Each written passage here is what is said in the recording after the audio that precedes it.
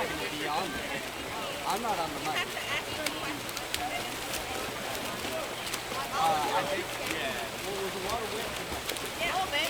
It's pretty chilly. The commentators are the University of South Carolina Swim Coach and Miss Farrell. Okay, they'll ask you questions. I'm absolutely out of shape. So, like, they know what they're talking about. More than I do. I don't know jack about that. I did swimming in the summer of like 3rd grade. So yeah, I'm not on the mic. I'm never on the mic.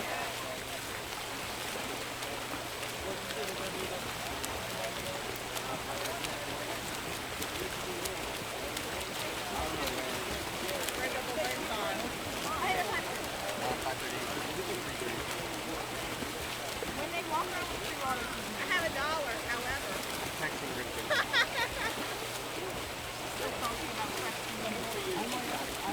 I would buy you a water, but I didn't go to home study. Yes, you did! And that's the problem. You did that.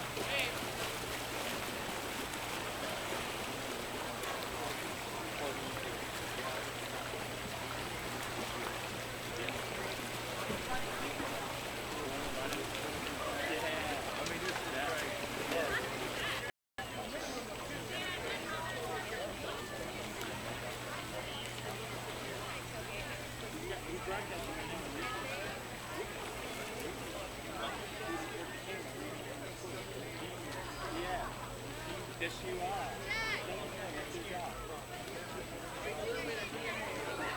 Yeah, exactly. He's smoking ice cream. We need to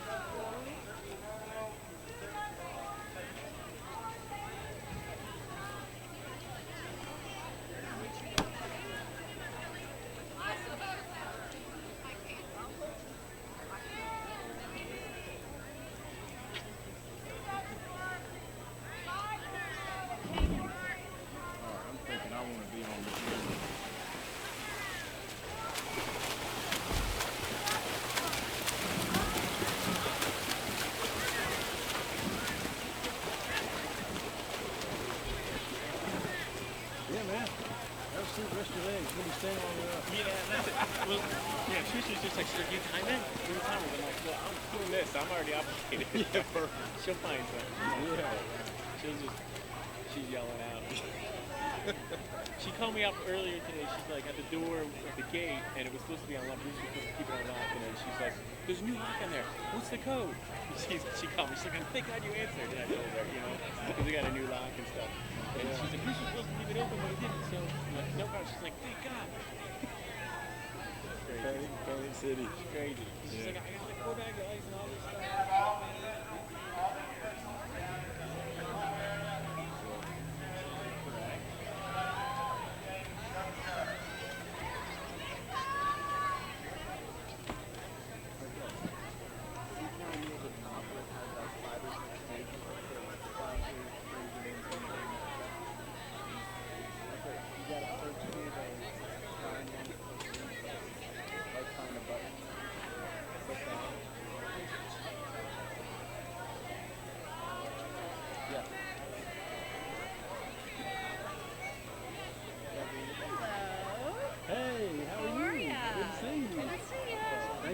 Back again to do it. Sorry, wherever you want to, we're going to run these two things. So you can be on this one or this one, wherever you feel most comfortable. I'll sit in the other one, so you tell me. Okay. So you'll be on orange right there, and I'll be on yellow. So just you and I? Yeah, but Chris is coming. Chris Watson. We have a third headset, but we just took it out because the box is not doing right. If you already have the 4 bar. So we'll just run 2 and just tag them. You might sign a break. Sounds good. Sounds good. You've been doing well? I've been doing good. How about you? Good. Yeah. Yeah. I'm good. Starting off okay. We're the Fury, man. Doing great. Like, schedule. There's 75 for you.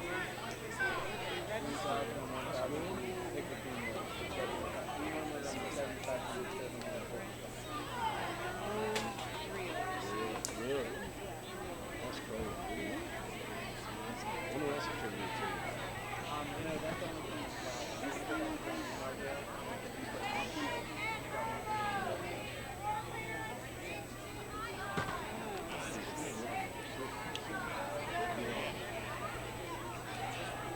The only thing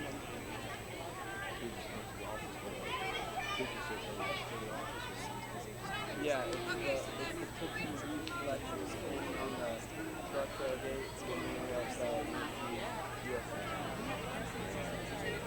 No. Look, I'm a kid. My dad, my parents education. My mother took her to school for a job.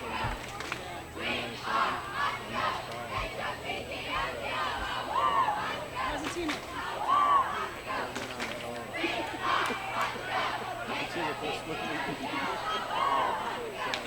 But we got a new, Richard gave me this. So,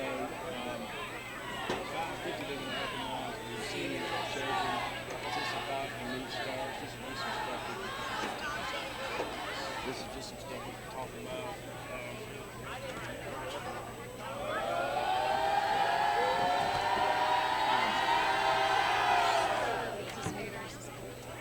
This is this is 25, we can make it down back.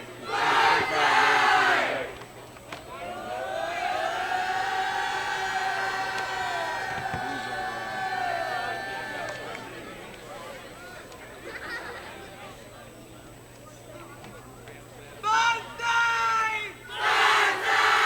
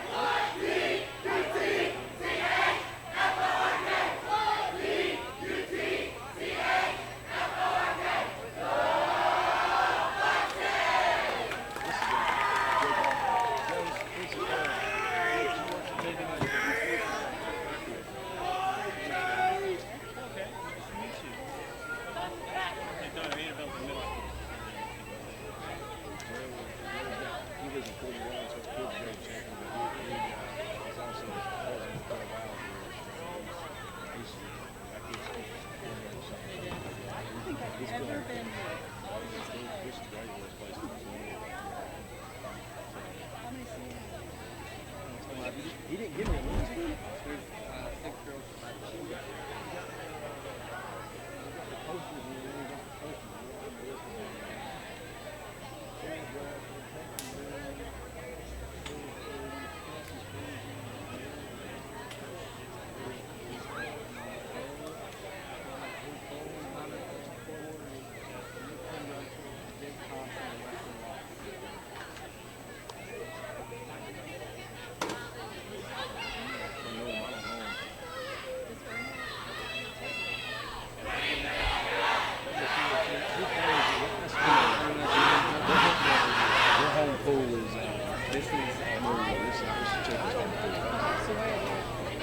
Because this is senior night for all schools.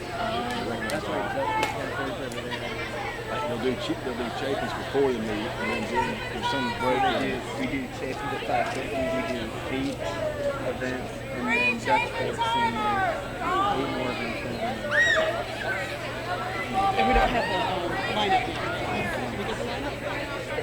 I don't think so. We'll do so. I think we did. So you were announcing like Yeah, that's cool. right? Hey Joe, you think Richard can get us an eye? I wouldn't Press out line? Yeah. He probably got the Heat sheet! Heat sheet! Coming?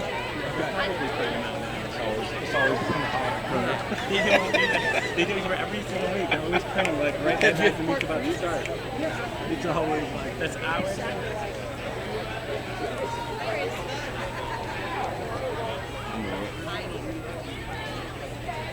you need a pen or want a pen? I got plenty of this thing over here. But I might.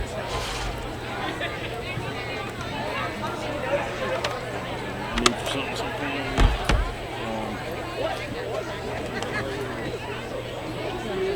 Yeah. Coral bread. Bread.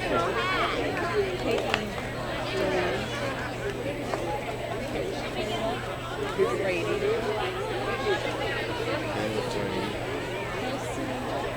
Is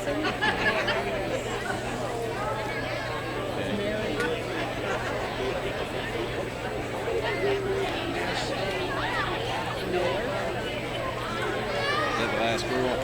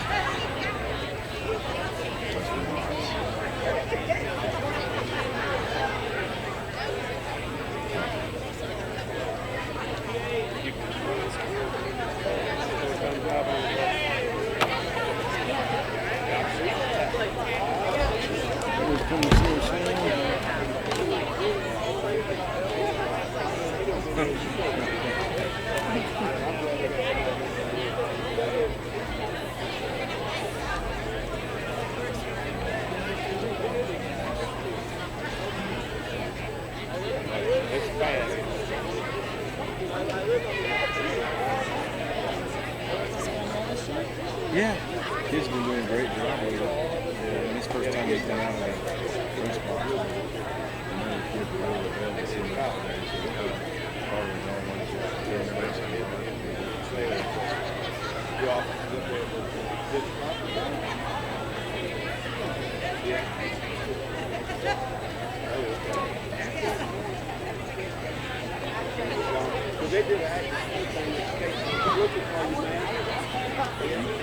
That's okay. Just set main clock, put the time in, and then do enter. You got it? Okay. Is Jay there? Okay. Yeah, I got you, man. You got it rolling. That's good. Trial by Friday. Trial by Friday. All right, man. Well, just call me if you need to. All right. Amen. C-team game.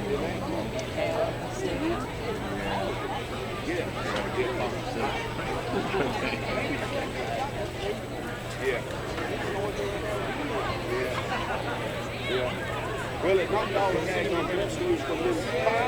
And then, it looks like smoke, but it's a lot of dust and this.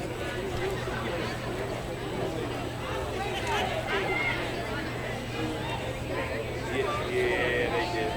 Yeah, they have. They use the part your hair. Yeah.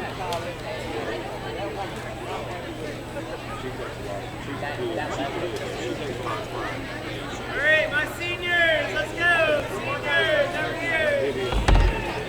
Come by anytime, man. Come by anytime you want to. Stop it. Senior recognition. You want me to take a picture?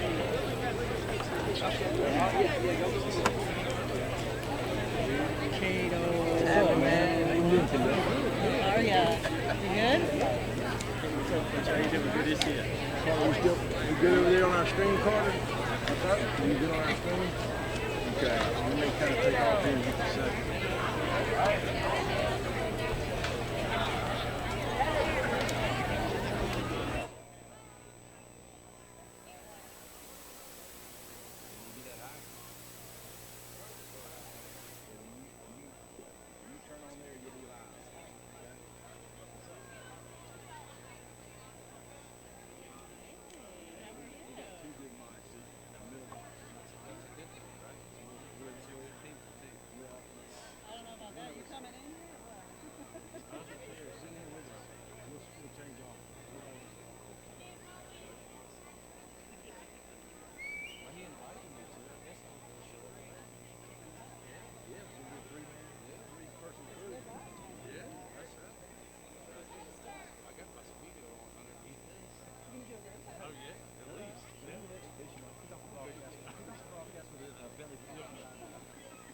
Exactly what it would be.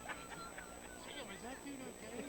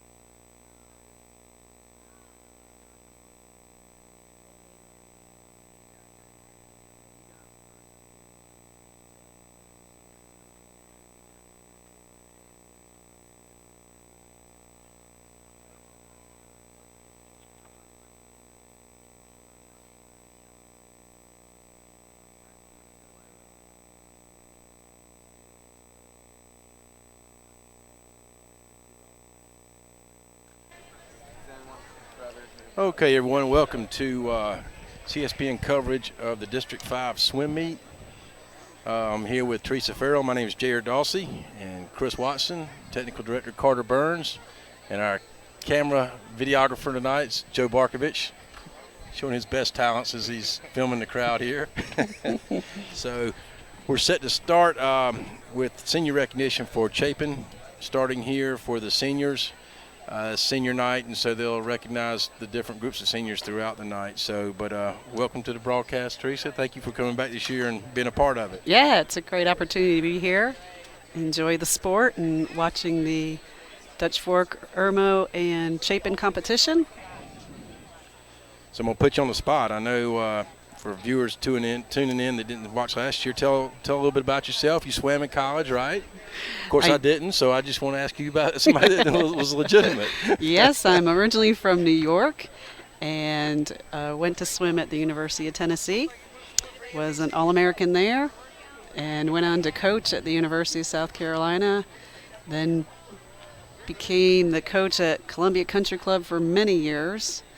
Started a swim team at Spring Valley High School when swimming was just getting started. Right. Year-round swimmers would would get together with their high school team and swim a couple meets, maybe 2 or 3. Right. And now it's just grown and just a wonderful sport where tons of student athletes are out here participating in a great sport and had a great career, great life swimming. It's a wonderful sport. You can do it forever. Yeah. It's a great thing to be a part of. We sure honored to have you on the broadcast tonight. And then currently you work at Chapin High School, correct? Yeah, I'm the director of school counseling there. Okay. That's And, great. It's my 25th year in counseling, 4th year at Chapin High School. Okay. All right. Yep. School is experiencing a tremendous amount of growth. I'm sure you. Yes, seen we're it at our on there. highest enrollment, I think, ever. Wow. 1,494 students today. Oh, that's Yeah. just one. We on haven't camp- hit. We hit the 1,500 mark about 3 weeks ago, and then just in and out. Finding students who left in the summer. So that's just ones that are on campus at Chapin High School, Yeah. correct? Yeah. Okay. Yep. Yeah. Yep. Okay. So It's a great place to be. I tell you what. there's a lot going on, that's for sure. Mm-hmm. We're kind of glad to be out of the press box tonight. Thanks to Carter Burns packing up all the equipment. Thank you, Carter. So dedicated senior, been on CSPN ever since he was a 9th grader, and I don't know what I'm going to do next year without him because he's going to be off to bigger and better things, and hopefully he's going to make a career out of doing something related to this. But These kids have done a wonderful job with this we're program. just extremely blessed with Carter and Asa kind of Yes. heading up our CSPN crew, and they've done some special things in their time here. And I'm nervous about next year. You should be, because I've been to many events, and it's like, I think what's wrong? Where's Carter? Where's Asa? right. Get him on the phone. Hurry up. I think it's probably be a good year for me to go out. There you go. We're supposed to go out when it's time to go out. You should know You that. go out on the high. Right, go out on the high. But anyway, so we're going to miss them, but I know they're going to do great things, and I can't wait to see what they do. Carter's, I'm not sure where he's going to school. He's South Carolina, Clemson. Where else you considering Carter?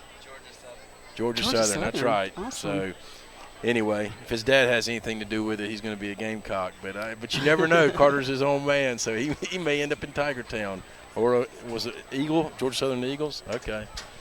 But As he's a gonna counselor, I have to ask you, have you done your application yet? I've done all mine. You have. Look at that. Carter. That's just what you wanted to hear, right? That's right. You must have a good counselor. You what? I did them on the day they opened. On the day they opened? Awesome. That's what I'm great. talking about. That's great. Kudos whoever your counselor is. Let's give her a prop. Who's your Miss Gilbert, all All right. right, give her a shout out. Thank you, Miss Gilbert. Oh, we got a special guest walking poolside here, Principal Mike Ames. So hopefully we get him on here a few minutes tonight. He's here to check out the district meet.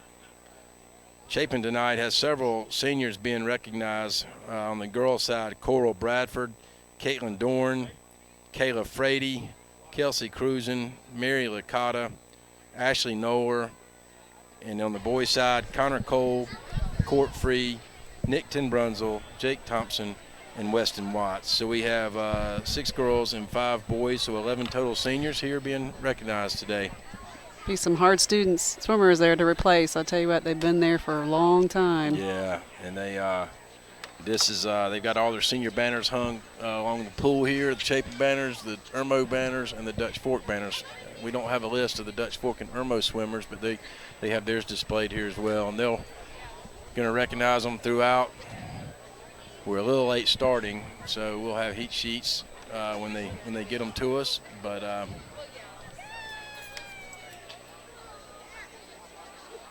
A lot of these swimmers have been on the team since 8th grade, isn't that right? yeah, Yep. They Yes, they swim can. year-round, and they can swim starting when they're 7th graders, right? Is that when they're eligible to start? yeah, on the swim 7th team? grade. That's right, 7th grade. Last year, this event was held at Murraywood, which is the home location for the Irmo swimming team. This is Quail Valley is a home site for Chapin, so Quail Valley's hosting it this year.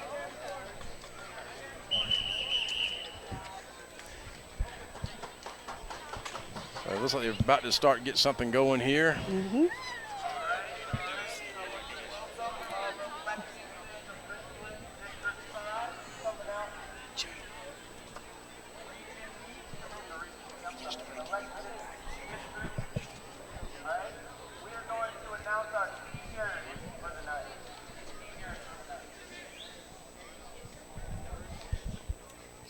Gonna turn the ambient mic outside up a little bit to get some more. Maybe pick up the announcer's volume coming in here. We're going to go girls first, all right? Number 1, we have Quail Valley. 5 freestyle. First activate, under breaststroke, 50 freestyle, under freestyle. And in the debate between Chick-fil-A and Popeyes, you would think Chick-fil-A. Recognizing Coral Bradford. All right, next senior, we have Chapin Doors. About 6 years. The top event, 53, 103. And then the debate between Chick-fil-A and Popeyes, you would also say Chick-fil-A. So Coral's been a member of the team for 6 years, he said. Wow, 6 years, that's great. Our third senior, Caleb Brady.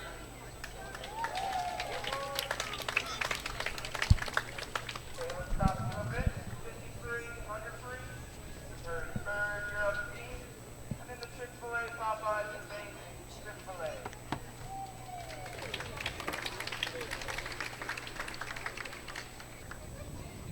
Next up, we have Kelsey Crusade.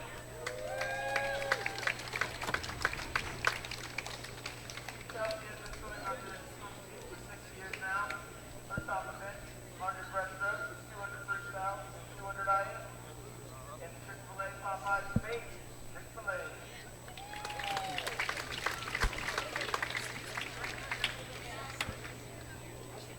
Next one, we have Mary Licata. Recognizing Mary Licata. First year on the Chapin swim team, and she swims stretch sport. Her top 2 events, 53, 103, and the debate between Chick-fil-A and Popeyes, she is in it. Chick-fil-A. Do you know what the story is behind the debate of Chick-fil-A and Pop? No. Me neither. Okay. Next up, we have Ashley Noller. Ashley Noller next. First top 3 events, we have 53, 103, 100 backstroke. This is her 6th year on the team, and again, Chick-fil-A. My guess is the girls picked Chick-fil-A and the guys picked Popeyes. Sounds like a clean sweep. Sounds like a clean sweep for Chick-fil-A. Connor Cole now being called out for the boys' side. First top 2 events, 100 slide, 100 backstroke. 5th year on the team, and he is also Chick-fil-A.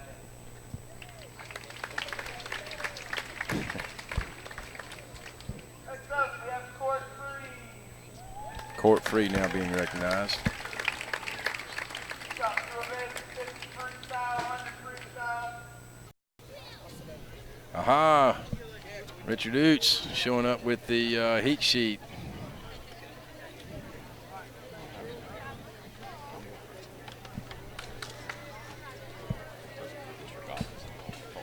Looks like Chapin is going to be swimming in lanes 2 and 6, Irmo's in 1 and 4, and Dutch Forks in 3 and 5. So this is the district tri meet.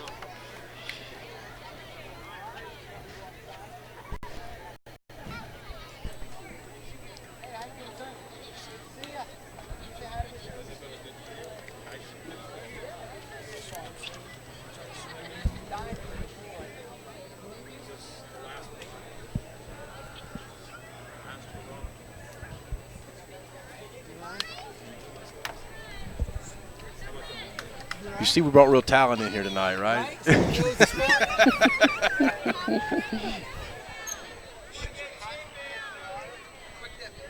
So they're concluding senior recognition now. We should be getting started here soon. I believe the principal is starting off the first event. Isn't that always the celebrity heat? Yes. I don't know if anybody told him that. We need to make sure he knows that. I'm hoping his little daughter down there becomes a swimmer. He keeps bringing her to these meets, and she will be. That's right. Yeah.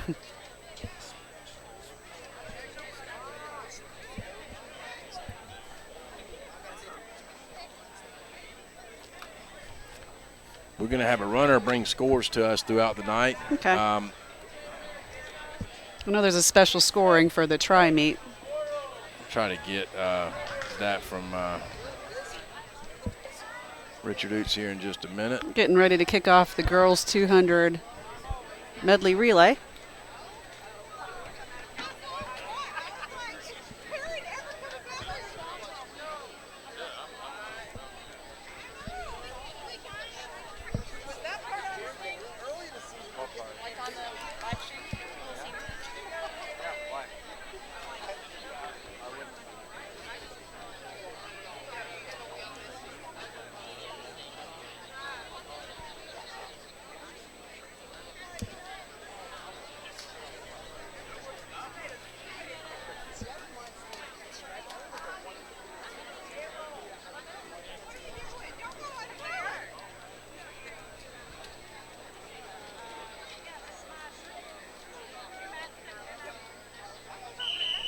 Getting ready to start the 200 medley relay. Each swimmer will swim 2 laps of the pool, back, breast, fly, then free.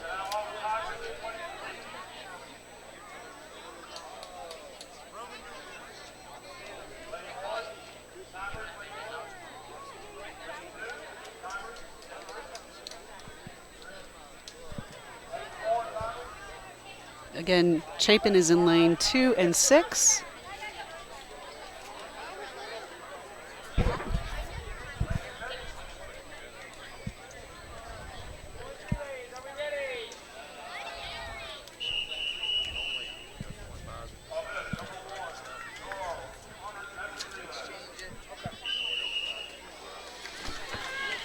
Sally Oots in lane 2 and Grace Hankins in lane 6 for Chapin, leading off the backstroke. Okay, so the scoring system goes, first place is 6 points, second place is 4, 3, 2, and 1. So the top 5 finishers earn points, and then on the relays it's 8, 4, and 2. Top 3. Yep, top 3. So that's the scoring system that will be in effect tonight as these teams compete. So Sally Oots is leading it off for Chapin.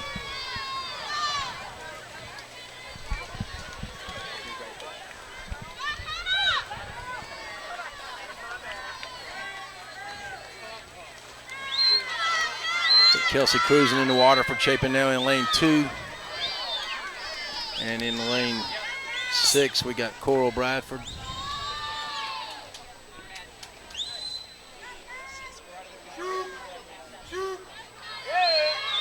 Chapin has a strong start here.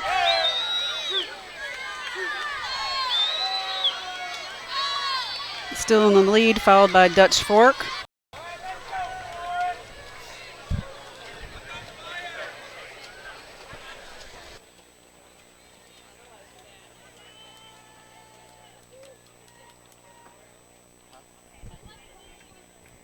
As lane 1 enters in, and that should complete the heat. And now we move on to event number 2, the boys 200-meter medley relay. For Chapin, we have Connor Cole, Jake Thompson, Weston Watts, and Tyler Broussard. They're in lane 4. And in lane 6, we got Josh Tomlin, LJ Bonavio, Connor Dorn, and Nick Tinbrunzel. Backstrokers lead it off.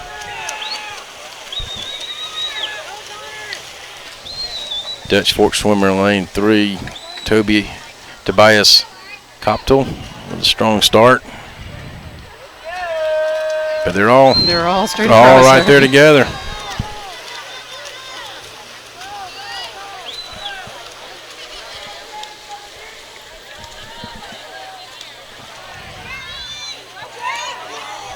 Breaststrokers dive in. Out in front is Dutch Fork, followed by Chapin and Irmo. Chapin swimmer in lane 6. Looks to be LJ Bonafio, is that correct?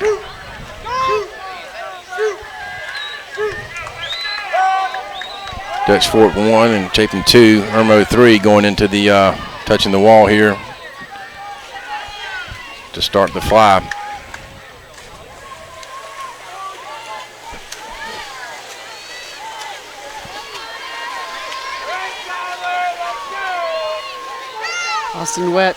Weston Watts swimming the butterfly for Chapin.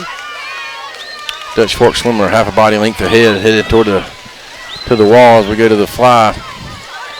Dutch Fork swimmer here, Harrison Yarborough. Coming now the freestyle. Excellent start by Chapin. Tyler Broussard on the anchor leg for Chapin. They're right there Once together. Again. Oh, he's got him to the turn before. Nice. Chapin takes the lead on this one. Broussard pulling away in lane 4. Chapin will finish first, followed by Dutch Fork. Irmo will finish third. Chapin swimmer in lane 6. Looks to be Nick Tinbrunzel. It's good. They'll pull points there too. Nice last leg by Chapin girls and boys.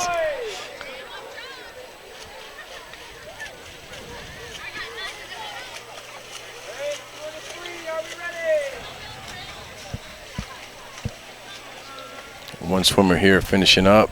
And then the next event is the 200 freestyle for girls. They'll swim 8 lengths of the pool.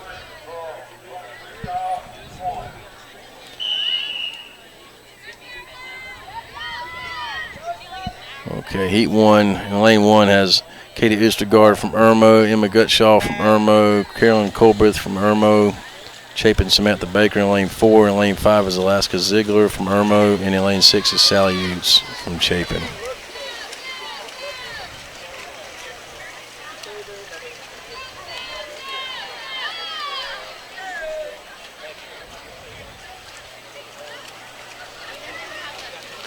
Sally, the daughter of Richard Utes, who's a current board member with the Chapin Eagle Club, and very involved and works really hard in the volunteer capacity to help support the athletics at Chapin High School. We appreciate everything Richard does. He's officiating tonight. Yeah, he's a jack of all trades. Starter? Yeah, I guess he's assisting the starter. Okay. Sally's out in the lead here.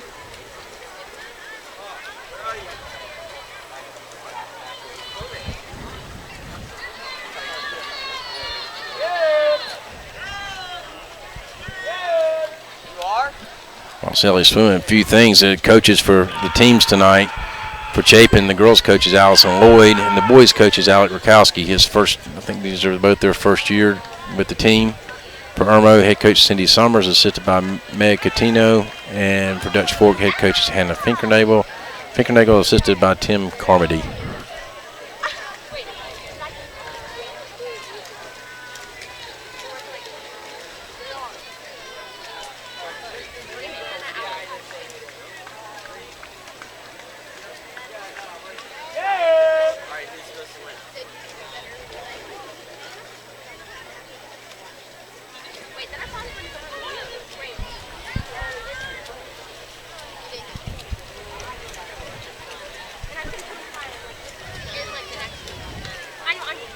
Guess this will be 8 lengths of the pool, right, Teresa? Correct, yes.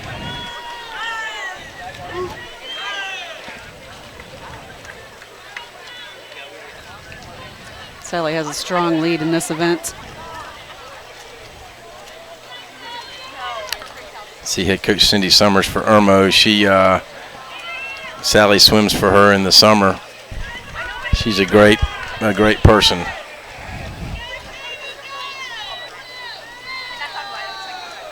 She's the epitome of what you should be for a coach, and she's just a great advocate for the kids, and I think the world of her. My kids have swam for her in the summer for probably 8 to 10 years now. So she's all about the right things for the kids. Sally finishes a strong lead there. She's probably just going for a time in this event. It's like Irmo is in second and Chapin is in third. Samantha Baker's closing out in third. Irmo in lane 4. Samantha, Carolyn Colbrith, I think that is, for Irmo. What was that, lane 4, Samantha Baker? Yeah, Samantha Baker in lane 4. Yeah.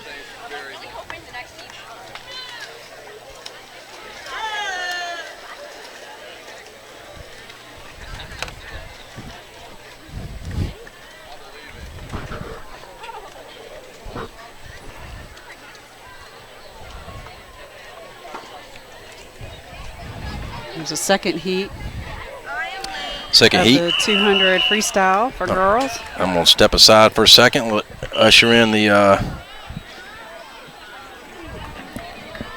main man, Chris Watson.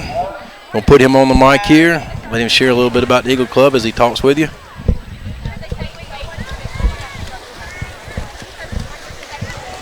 Miss Farrell, How are you tonight? great. How about you? Good, thank you. In my element. Yeah, I'm sure you're in your element. I'm gonna learn from you. Yeah. It's beautiful out here tonight.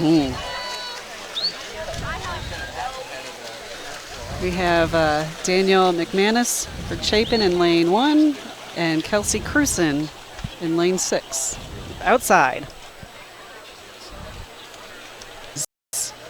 Running. Okay. Yep. Okay. Because I noticed. Maintaining weight was important. Oh, was it? Mm-hmm. Really? Yes. You had to be at certain body fat percentages every day. All right. And what does that have to do with swimming? I mean, Less body fat Right. for a sprinter is better. right. For a distance swimmer, they can hold more body Right. fat. Right. Mhm. Okay. That's the way it was.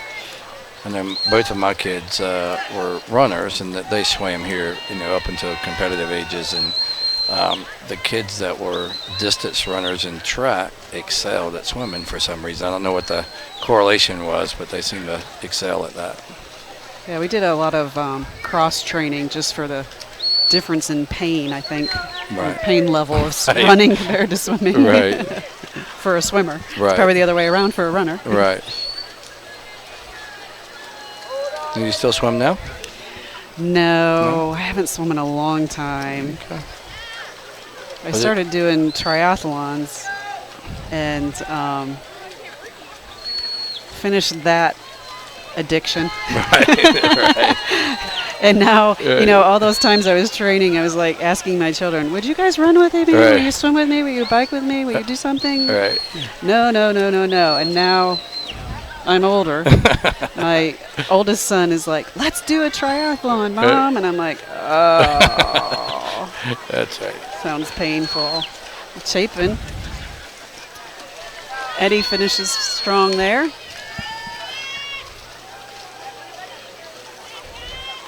And you see some swimmers without caps on and some with. Is there a reason or rhyme behind that?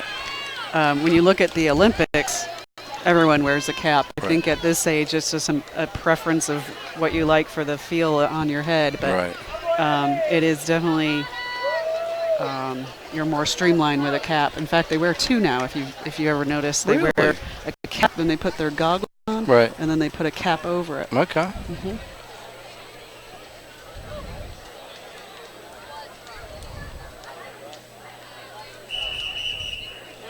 So we have the second heat of the boys, 200 freestyle.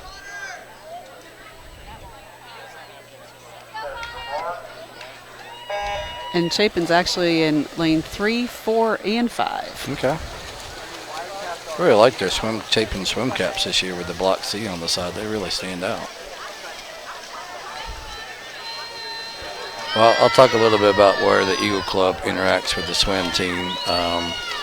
So historically, we don't have a natatorium or a swim facility at Chapin. So our team practices here at Quail Valley. Of course, we have to pay a rental fee to allow them to do that. So we as the Eagle Club pay that fee. Historically here at Quail Valley, the swim platforms where the swimmers jump in the pool have been real heavy and blocky and wood. Are they made out of wood? They were. Yeah, okay. Moved a little bit? Yeah, so it was always an issue of, if that's the best thing to put forward. So through the swim team, with a joint venture with a swim parent, we were able to purchase all the swim platforms that you see here, which are modular. They can be taken out and removed, but very nice setup there. But this year we bought the swim team swim warm-ups. So before the meets, they all look alike and act alike, and then we also bought them bags so they can put all the swim gear and stuff in it. So from what I'm told, there's not many swim teams in the state that have warm-ups and bags, so we're very fortunate that we have a swim team to support. That is very nice. Yeah. I know they appreciate it. They look good. When you look good as a team, better things happen. Yep, that's right. And that was one of the reasons for it. Their coach thought, hey, if we look good, possibility of swimming goes a little better. So we opted to do that. Recruit more swimmers and yeah, get more kids to swim year round. Right, and that's right. Like the sport. Yeah.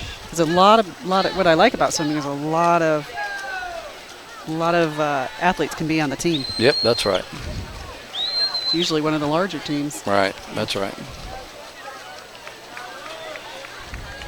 And Chapin takes first and second in the boys 200 freestyle. And just to bring up Coach Rakowski there, I remember watching Coach Rakowski swim at Chapin and swim in this pool. He's brought a lot of passion to the team. The ladies coach has done a very nice job, so we're very thankful to have them leading our student athletes. It's been a nice transition. Yep. But I did see Cato around here I supporting did. the team. Yep. And we're thankful for what Coach Cato absolutely. did when he was with us too. Yeah. He's got a large responsibility on his hand on a daily basis, so I'm sure coming to a swim meet's a stress reliever for him. Absolutely.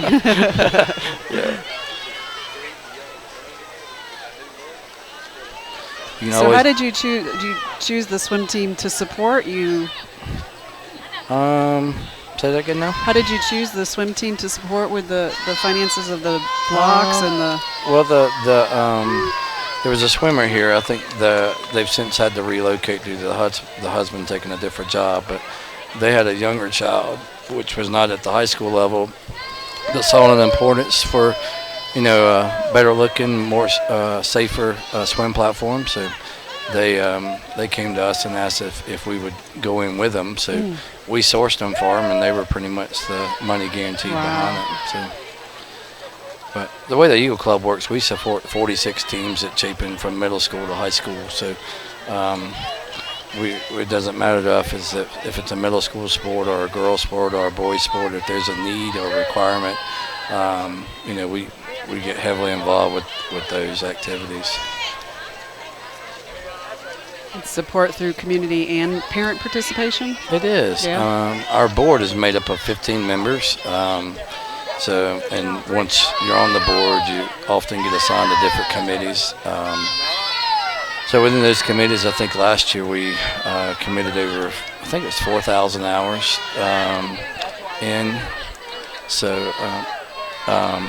So with that, I've been fortunate this year. I'm the Eagle Club president. I've been on the board for 5 years, but the board changes every year, and of course you want to get better and better, and gosh, we've had a very good board for many years now. And prior to us, the current board being on there, it was an active board as well. But I can just give you a few ideas. We have raised in excess of about $200,000 in about 5 weeks at Chapin. And that doesn't come easy. That comes through scoreboard sponsorships and banner sponsorships, and which is totally from the community. I mean, that's someone that decides they want to get involved at a financial level, and Support. And then our membership drive is huge. We probably, if you throw in a few things, we're probably over about 700 members in the club, and that's about 450 some students, plus the balance of that is parents, and of course that's a big part of our revenue stream. So we've been very blessed, and we're very thankful for the Chapin community involvement with the Eagle Club and with Chapin High.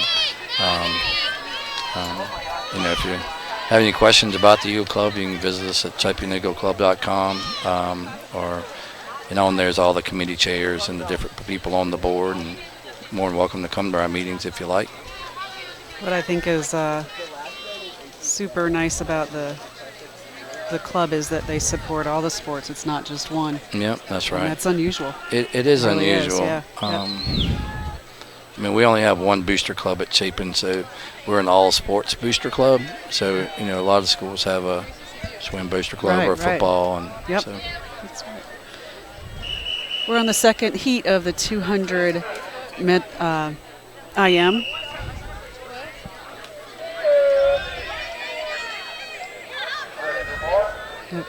Anna O'Shaughnessy in lane 3. And I can speak personally of Anna. I've known Anna since she was born, essentially, and know her parents, Mike and Allison, and her sister Mary Kate graduated and is now a freshman at USC. And Ella's a swimmer too, and I think Ella's probably in maybe the 6th or 7th grade. But Anna was you know, a lot of times in these sports you got to commit to it holistically, so to speak, with, you know, maybe even your diet and your focus of. And Anna's never been unfocused. She's been a very focused swimmer for many years. And some beautiful strokes. Yeah. She's out in the lead butterfly, now backstroke. Right. And she comes from an athletic family. Her wife, I mean, her mother was an athlete. Her father was an athlete. I think, you know, their brothers and sisters, Mike and Allison's brothers and sisters were athletes. So we're very fortunate to have her at Chapin. I mean, she's great in the pool, great student, you know, very involved with students, with Chapin High. So.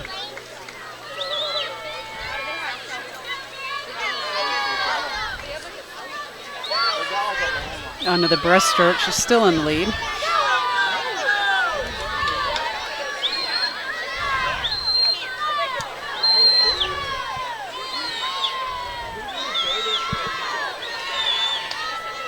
I think if you come to Chapin's home football game not this Friday night, but the following Friday night, we're doing a tribute, not a tribute, I guess, but a recognition to the current college athletes that attended Chapin. So we've been compiling a list of, you know, where they're at and what they're doing. And I think right now, just in the last 4 years, we've got probably close to 65, 70 athletes that are participating in college. So as the Eagle Club, we wanted to validate some of that and bring recognition to that. So just simple things in track, you know, the Eagle Club has purchased automatic timing systems and some of the latest and greatest technology. So when a kid's running a 100 or a 200 or broad jumping or high jumping or whatever it is, we've tried to bring the technology to validate what they're actually done. And then we post that through the different venues, mile split and huddle, and, you know, the different things from a recruiting basis.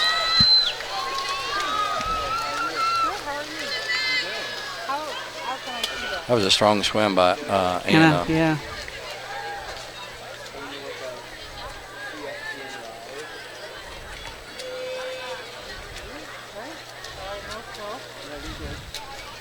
Now this time of year, what's the pool temperature? I mean, I know it's still 93 degrees is outdoors. Right. Yeah, I'm not sure what this one is. Right. And I've often heard people say that's a fast pool or a slow pool. What determines fast and slow pools? Definitely the temperature and the depth. The depth. Yeah. Okay. Deep water's faster. Okay. So we're on their first heat of the men's 200 IM.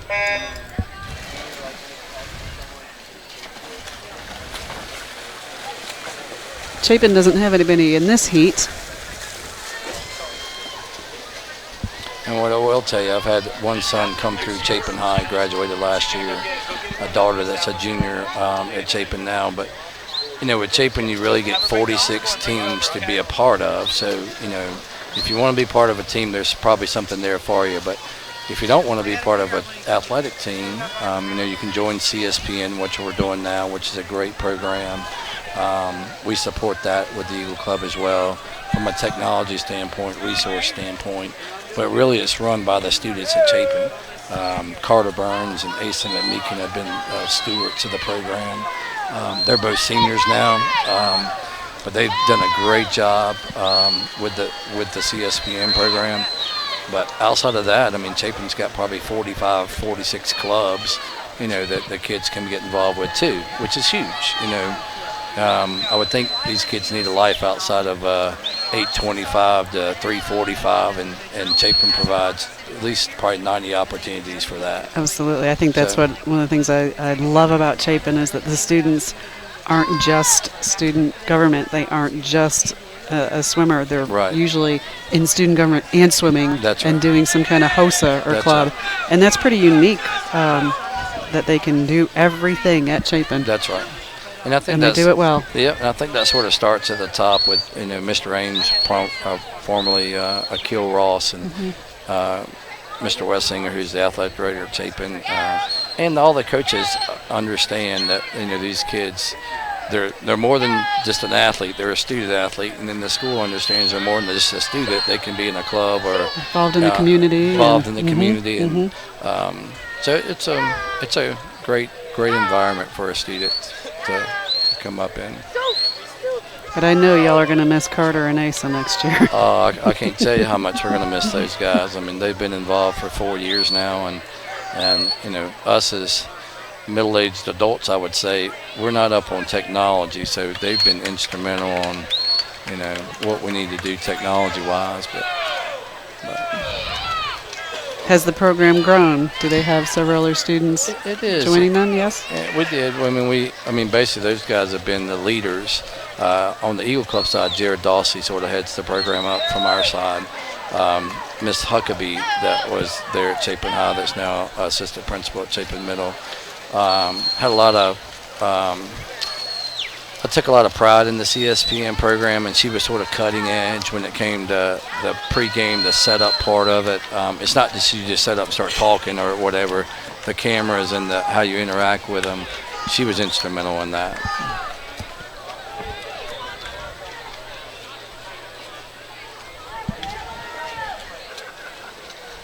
So if you have a child or grandchild or something that's at Chapin Middle or Chapin High, and maybe don't want to be in front of the camera, but likes technology, wants to be behind the camera, get in touch with us and we'll get them involved.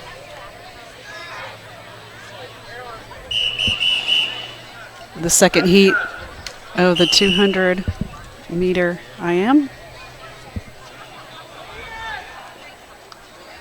We have 3 swimmers in there. Oh. I'm going to embarrass myself on this one. I'll say Micah Kakuka. I'll take Jake Thompson in lane 3. That's an easy one. And then Bonavila is in lane 4. But what the CSPN program allows you to do, one, it allows us to reach out to people that's not are now working for ESPN while they're in college. They're in the trailer or behind the scenes or doing setup and stuff. So it's an avenue there to, for a career for someone. I think it's pretty neat. Grandparents who can't be here can watch this. Right. And if I see here Ed Walker's in the crowd, Ed is our Go Flash Win representative. So, you can visit Go Flash Win. The Eagle Club plays that way. So any parent, any student athlete, any grandparent can go on Go Flash Win and download photos free. We pay for that access to allow that to happen. So we feel like it's best that a grandparent or a parent or a friend can be here with their student athlete if they choose to. And he takes some great action shots. He really does. He really does. He's not afraid to get in the middle of it either. No, or get wet. Yeah. So Jake Thompson in the lead here, followed by 2 other Chapin swimmers. And while we got a few minutes, I do have to give a shout out to some of our corporate sponsors, the people that choose to sponsor Chapin.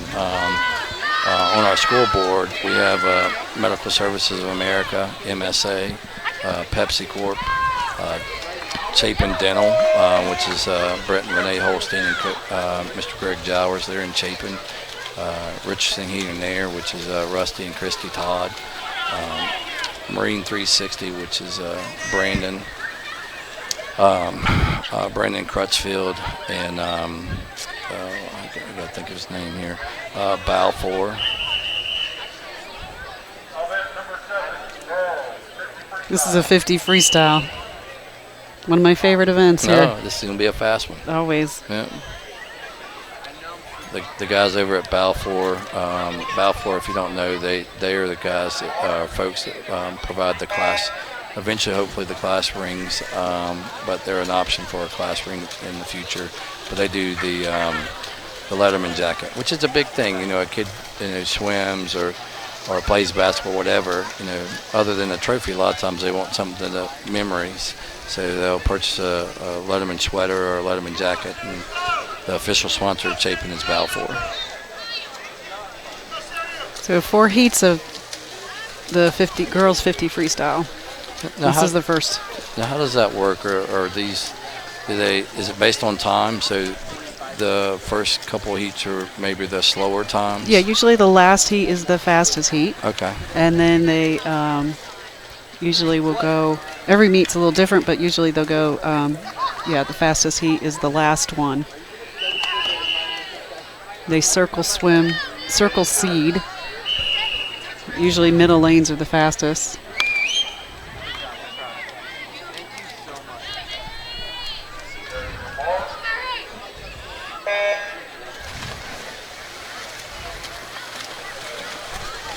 So we have Mary Licata in lane 3 for Chapin. And she's in the lead. Was she a senior? Did I see that she was a senior? Okay.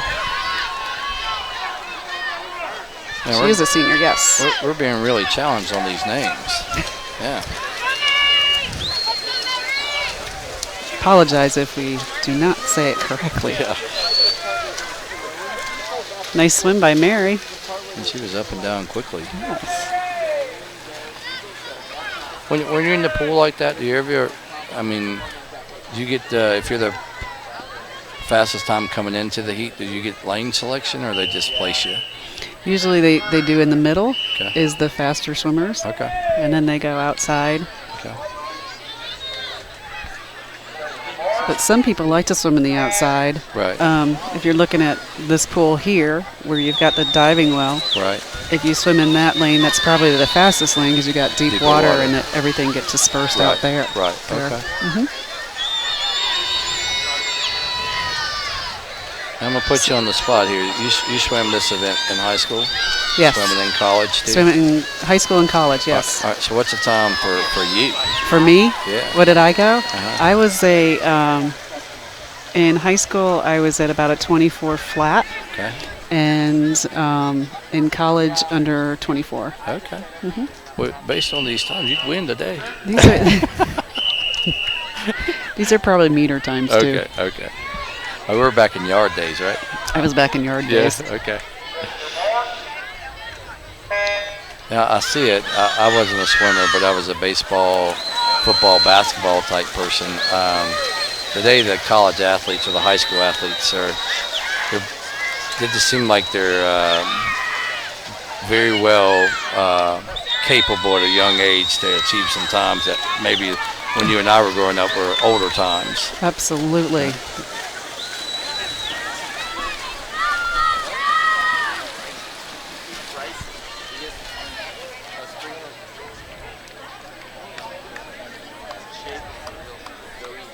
So we want to give you some score updates. After the boys 200 freestyle, it was, so we're going to do a combined, and then we're going to do men's and then women's. Okay.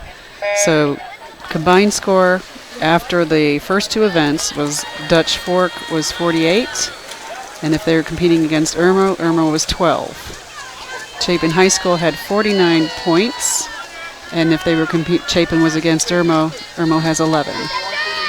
And then Chapin versus Dutch Fork, Chapin has 34 points and Dutch Fork 26. We're separating it by men. We have Dutch Fork at 23 points versus Irmo 7. Chapin High School 25 versus Irmo 5. Chapin High School 22 versus Dutch Fork at 8. Women's, Dutch Fork High School 25 against Irmo 5 points. Chapin High School has 24, where Irmo has 6. And Dutch Fork High School has 18 against Chapin, who has 12. Okay. It's real competitive.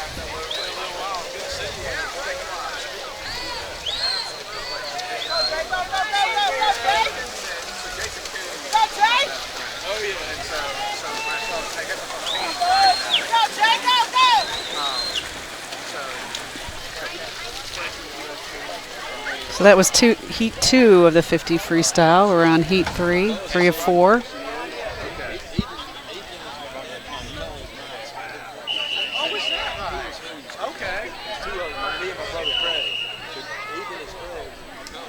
In lane 4, we have Cortland Free. And in lane 5, we have Gage Kukuka. And I've known Court Free since he was a small child as well, and I actually had the benefit of coaching him in football. And his brother swam. He did. His brother Jacob swam. He's just finished his freshman year at Vanderbilt. From what I understand, he had a great first year there. Man, it's a great swim by Court, by both Chapin kids. Yeah. Looks like they were second and third. Yeah.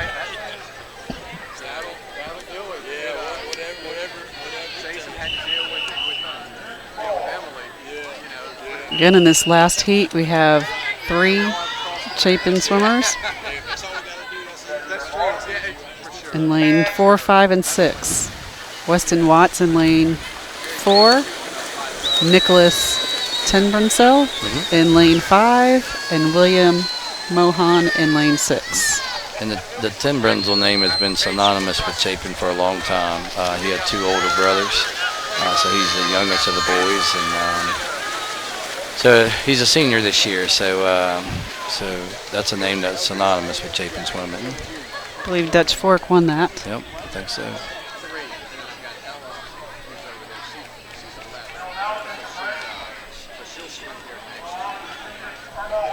So we're going to take a break right now. They're going to announce the seniors for Irmo High School.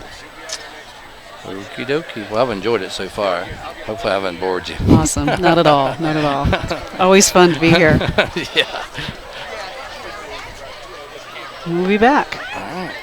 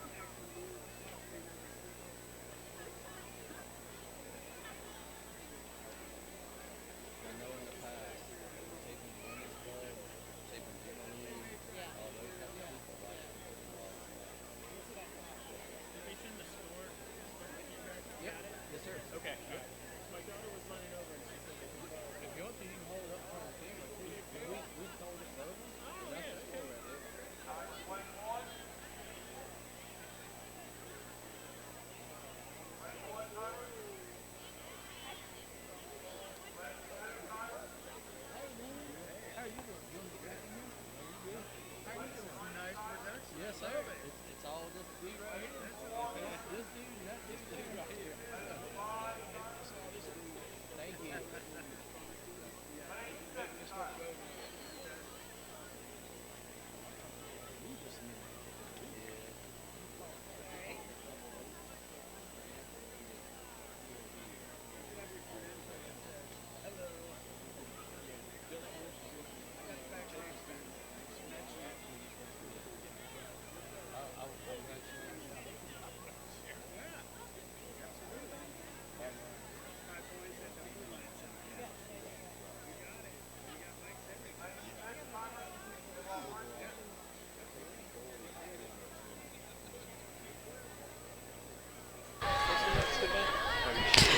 Next event is a 100 butterfly. 9. Is that the butterfly? Yeah. Okay. 100 butterfly. Hey, you want a break? You want a break?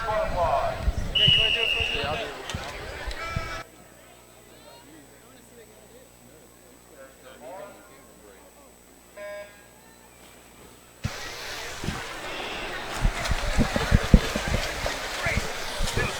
We have 3 swimmers for Chapin in this event. Samantha Baker, Coral Bradford, and Grace Hankins in lane 2, 3, and 4. The first 50 and even the first 75 is like, I got this. Yeah, just the way out. Just tell me where you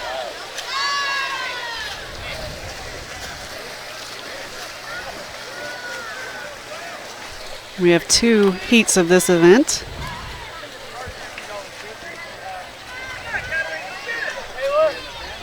The thing I like about swimming is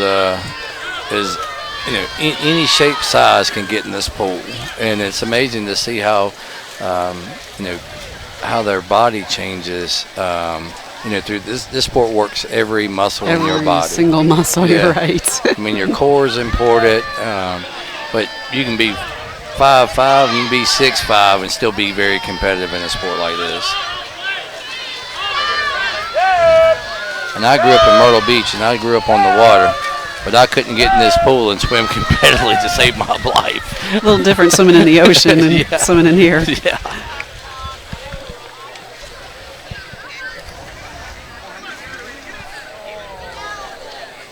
That was Coral Bradford.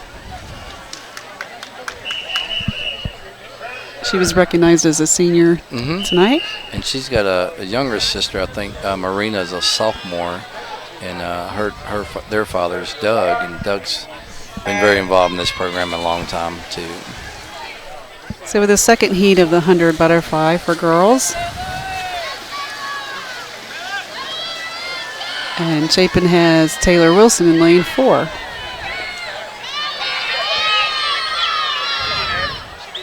Give a shout out to the Irmo swimmer in lane 2, Addie Strickland. Known Addie since she was a small child as well, and she's grown up in this pool. Summer swimmer. She's a summer swimmer.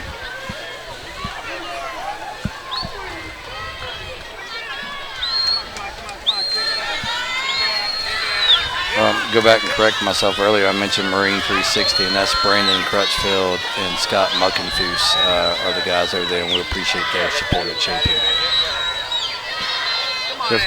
So if you're out looking for a boat or some service on a boat or trading in a boat, go visit Marine 360 on Johnson Marina Road. Now I hear the coach. You hear the coach over there? Yes. Making it. Did you actually hear that in the pool when You you're actually swimming? can hear that You when can you're hear that? swimming. Yes. Now, is that sort of a motivational type thing, or is that a secret code? Sometimes it's a secret code. Like Okay. if you're swimming a distance event, your coach will give you different signs, Okay. different voices noises to get you moving. Like if you're too fast on a Right. pace or too Right. slow on a pace, they'll Right. have different hand gestures or noises. Okay. So we're on the first heat of the men's 100 butterfly. And again, there's 2 heats of this event. We have Chapin John Powell in lane 4.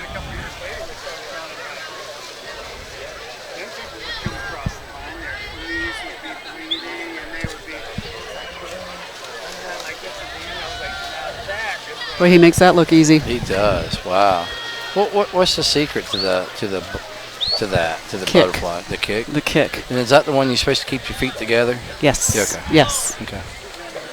Is that the dolphin kick? The dolphin kick. Okay.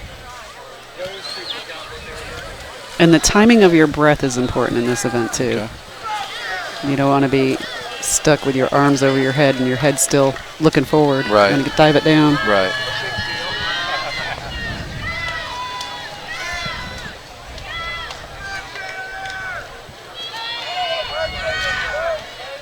I see flags over the pool. What is there some symbolism over the flags? Does that represent something? 5 meters, 10 meters? We have Weston Watts. And in lane 6, Michael Kakuka. We're going to be consistent on this one. We're probably consistently wrong, and I apologize for that. But I'm setting you up.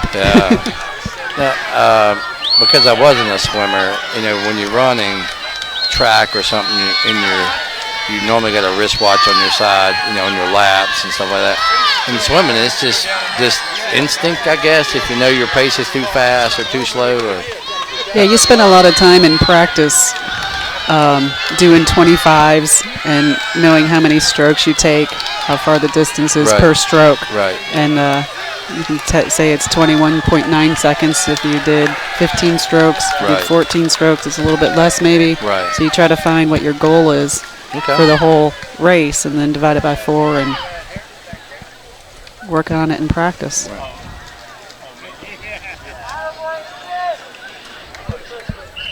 And Ethan Woods from Dutch Fork had a strong swim. Very nice swim. Now we're on to the women's 100 freestyle. Another one of my favorites. Yeah. We have 3 heats of this.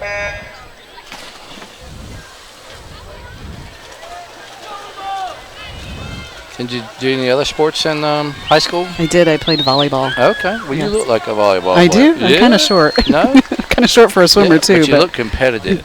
I'm sure in most sports you got to be competitive mind. And I loved volleyball. Were you a spiker or a setter? I was a setter. Setter? Yeah. Okay. Growing up at the beach, I love playing beach Beach volleyball. I've never really played much on the hard court, but I played a lot of beach volleyball. That's a good workout. Yeah, it's a great workout. Probably need to get back doing that now at 45, right? Oh, I think so. I think you can just pull the net down and hit the ball. Yeah. Beach volleyball, Jamaica ball. Yeah. All right, so I'm asking you to educate me again. What are the red little deals on the lane lines? Does that represent anything? Yep, that's a distance. You can use it for underwater kick for backstroke, for butterfly. Okay. Yep. Okay. Just kind of gives you an idea where you're at. Right. And what gets you disqualified? In let's just say the freestyle. In a freestyle, it's pretty hard. You have to touch the bottom. Okay. And push off. Give yourself an advantage through the lane lines or touching the bottom. Okay. And don't hit the wall on your flip turn. If you miss the wall, you're disqualified. Really? Mm-hmm. Okay. That's the part I struggle with is doing that flip turn. That'd be tough. These guys look well coached. Yeah. Good turns, good starts.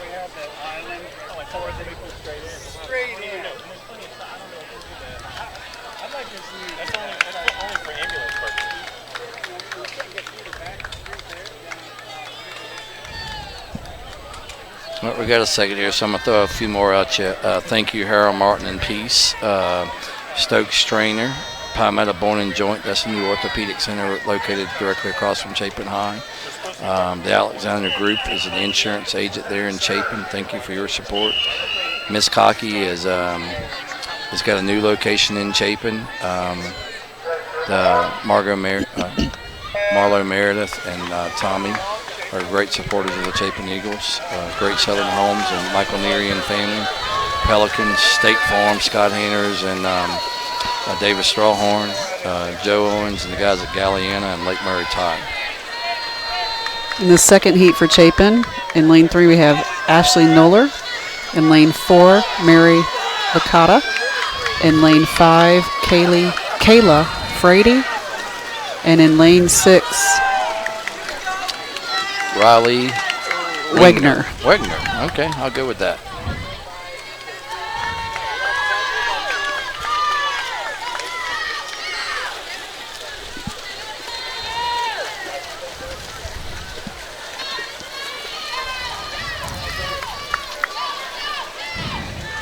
That's the first time I just got wet.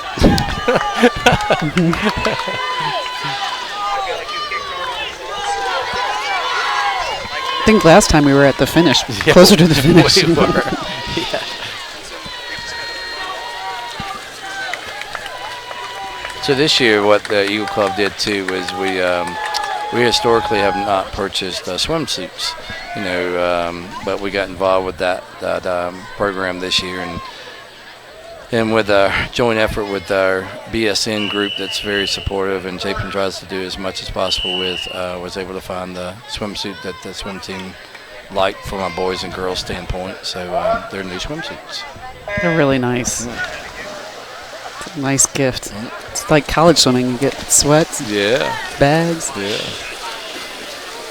And what we tried to do, we purchase every uniform for every team, and at Chapin. So used to before, a track uniform was a track uniform, but then that's not necessarily the case because all these kids come in different shapes and sizes. So now we sort of size the kids and make them look more fitted, professional-wise when they're competing. But that's all a tribute to BSN and the coaching, different coaches at Chapin, buying in and wanting it to look good. That's pretty rare for a school to do all that. Yeah, that's what we hear. But we want that high school experience to be the best it possibly can be. And it all goes back to community involvement. I mean, from the school to the parents to the businesses, the community. It's a total community effort. Nice tight finish here. Yeah. Maybe Chapin go. Chapin 50, Irmo 12. And Chapin versus Dutch Fork. Chapin 45, Dutch Fork 17. The women's, Dutch Fork against Irmo. Dutch Fork 51, Irmo 11. Chapin against Irmo. Chapin 42, Irmo 20. And Dutch Fork versus Chapin. Dutch Fork 41, Chapin 21. Now, how many events can a swimmer swim? I know in track you had a certain amount of individual events you could you could run, and also a certain amount of relays you could participate in. Right. You're testing my memory. Last I remember it was 2 individual and 2 relays. Okay. So you could possibly be in the pool 4 times. Yes. Okay.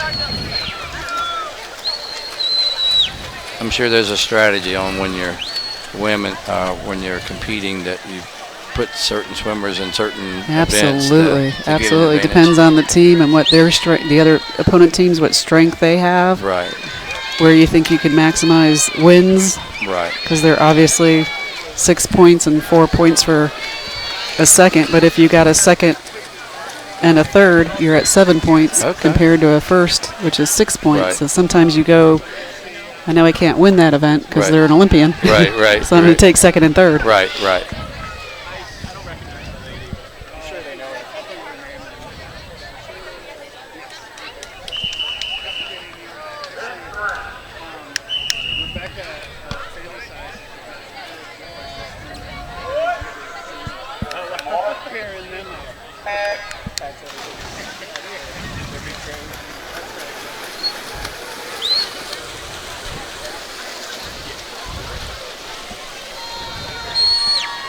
We're at the third heat, final heat of the 100 freestyle. For Chapin, we have William Moen in lane 1, Connor Cole in lane 2, Simon Thompson in lane 3,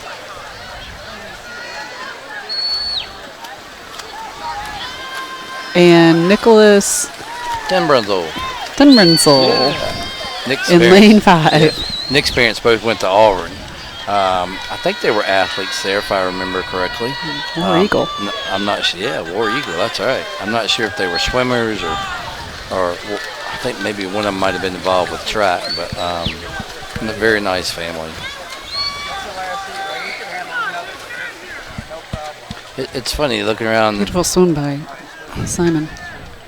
Looking at these parents, it's fun to see them cheering their kids on in the pool.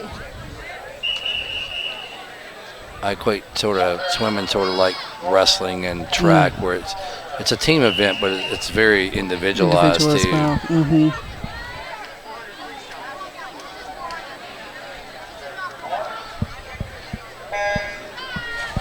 So we have 2 heats of this, and this is the 400-meter freestyle. Okay.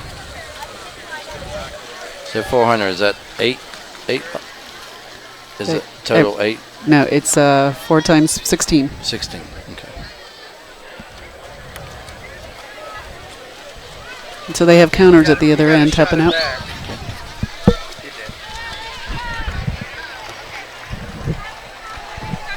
Somebody said take a picture of this, which is the scores, the combined scores. Yeah, he did already. Okay.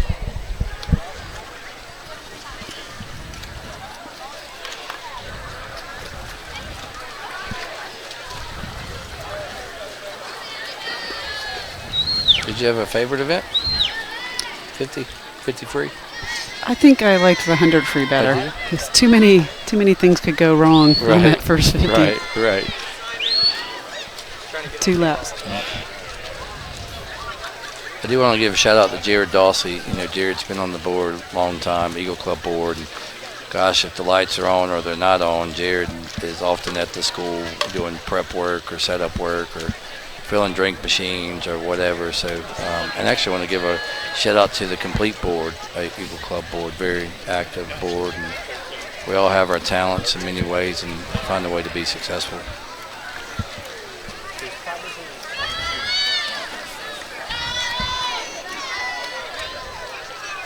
This might be the first time that Anna has swum this event this season.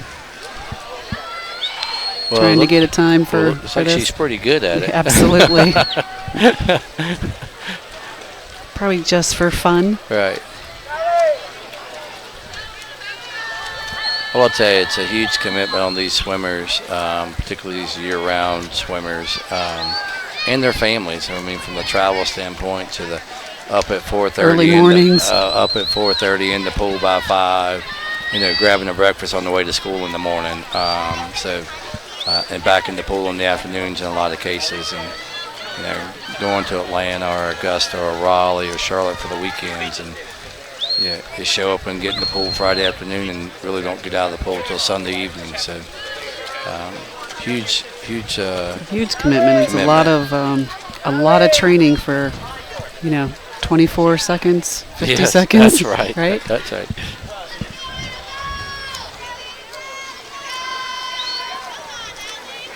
And I love watching the SEC swim championships or the NCAAs on ESPN, and very exciting sport to watch. It is.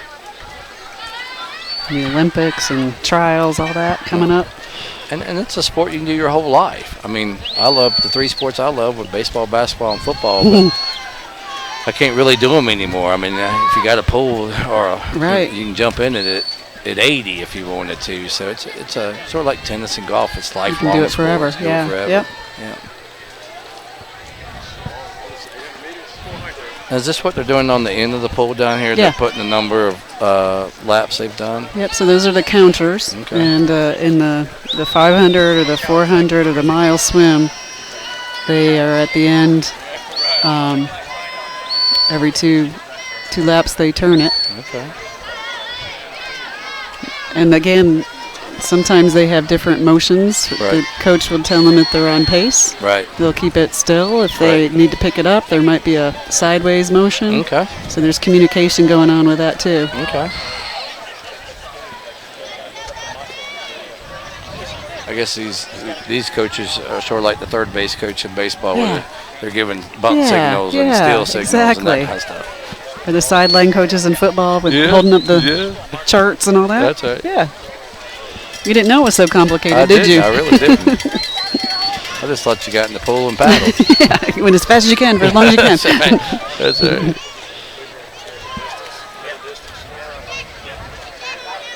Anna has a beautiful stroke there. She sure does. Wow. It's pretty. And I'm sure it's in Anna's future, hopefully, to have an opportunity to, like you, to swim at a collegiate level. From what I understand, she's very competitive with what it would take to swim at the college level. What grade is Anna? She's a junior. A junior, okay. But and then my wife's always said, it's beautiful swim. Good job, Anna. the prototypical swimmer has, wider shoulders and, lean and bigger, maybe bigger feet, or I don't know if that even plays into it, but I think Anna pretty much probably has the tools to be successful. And she's definitely got the work ethic and the support. That's awesome. And we actually have a girl that swam at Chapin that's an All-American that's still breaking records at Marshall, and her name is Catherine Benzowitz. I don't know if you were at Chapin when I Benzowitz think it was my first year. Yeah, she was amazing. She was a thing of beauty in the pool. I mean, absolutely.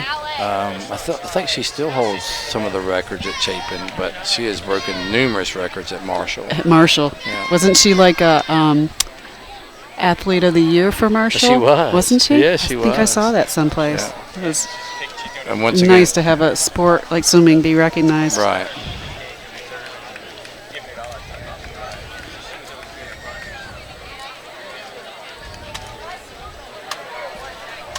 I thought we had the records up here. Oh, yes, we yeah, do. they are. Mm-hmm. Oh, man, I was speaking off the top of my head. We do. And she has them pretty well covered. Yeah, she's got the 50 and the 100 and the 200. Yeah. And she's got the 100 breast and the 200 IM. Bet you Anna and Sally are shooting for those. Yeah, and it was funny. Sally Benzowitz was a member here at Quail Valley and swam on the summer league team. And, of course, Sally was younger at the time and watching her swim. So I'm sure she does have her in her sights. Exactly. Yeah. So we're on heat 2 of the 400. We have 2 Irmo swimmers and 2 Dutch Fork swimmers. I think swimming, too, is neat. I mean, looks like we got some 7th graders and 8th graders on these teams. So it's a sport you can get. And tonight when they were talking about the seniors, some of these, swimmers have been involved with these teams for 5-6 years. And so, similar to track and cross country, you can get in at an early age and, maybe learn or mentor by an older swimmer. Mm-hmm. And it's exciting they can do something for that long. And you've been talking about all the families in Chapin who've had a brother or sister that you recognize the name. Right.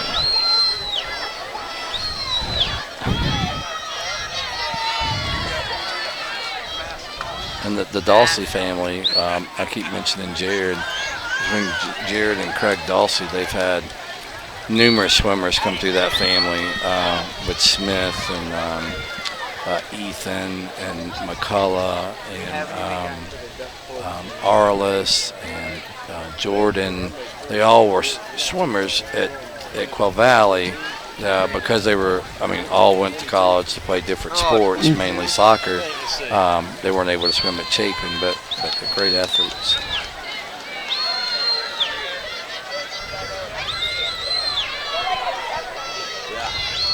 So, Ms. Farrell, let's tell us a little bit about yourself. What do you do at Chapin High? Oh, I'm the director of school counseling at Chapin. Okay. And just have had a wonderful experience there. I love the students there. They're very inspiring and just, like I said, they're amazing because they're involved in so many things. They're so well-rounded. Well, we appreciate what you do. And you spent some time at Spring Valley, if I remember correctly, right? Yeah, 21 years at Spring Valley, and then I did a stint of 1 year at Dutch Fork, and this is my 4th year at Chapin. Okay. Well, thank you for what you do. We were talking about the growth of this school this year. Yeah. Yep. It has grown a lot, but I think Chapin, the small town feel of Chapin, the community is still there. And I think that will be a focus going forward to try to keep that small town feel. The feel, as you grow. Right. When you go to a football game on Friday night and there's 4,500, 5,000 fans there for a game, or you get a big game like Dutch Fork or Mid Carolina, that may be 6,000, 7,000, 8,000 fans there. we had a guy named Billy Baker come in from the high school sports report this week, and we chose to get involved with Billy for the simple reason he said, Chris, I'm going to cover every sport you got. And I said, well, I want swimming to get in your paper just like I want football to be in your paper. So once he said he would cover all our sports, and we signed up to support him, but he has not been to Chapin football game since 1987, and so a lot has changed since 1987. I bet he was surprised. Did he come to the Spring Valley game? He did. And he said he'd been there 35 years. He'd been going to high school football games, but he had never seen the community support and spirit at a school that he saw at Chapin. Now, that being said, he said, what a beautiful facility you guys have here. We stuck him in the press box, which is a little bit less than being desired at this point. So, if we can do anything going forward, we'd definitely like to, get some help with our press box, particularly because of the CSPN program we have there. I mean, when you're putting 8 to 10 kids in the production, they need a place to sit and do the green screens and the playbacks and stuff. So we hope to eventually get some help with a press box and hopefully a stadium expansion over on the visiting side and some upgrades. But I hope so, because I went out of town a couple of weeks ago, and it was a home game. Right. And I was able to stream it. Oh, good. And good. I thought that was great. Yeah, yeah. That wouldn't have happened a few years ago. That's right. Yep. And hear the students, give the reports and. Right. And that's a student-led program. Yeah. I mean, we have some adults behind the scenes, but it is student-led, and I have to give a shout-out to Billy Williams and the student government group at Chapin as well. I mean, the spirit team at Chapin, and the faculty. Gosh, I mean, how many parents? I mean, how many teachers? Our parents. Our parents. Yeah. Are just heavily involved. And I've never been to a school where students try to get into the stands at 6:30, that's right, so they can have their right spot. Right. So I'll tell you something interesting. So we as over the concession stand, of course, we would like to sell as many drinks and popcorn and hot dogs as possible.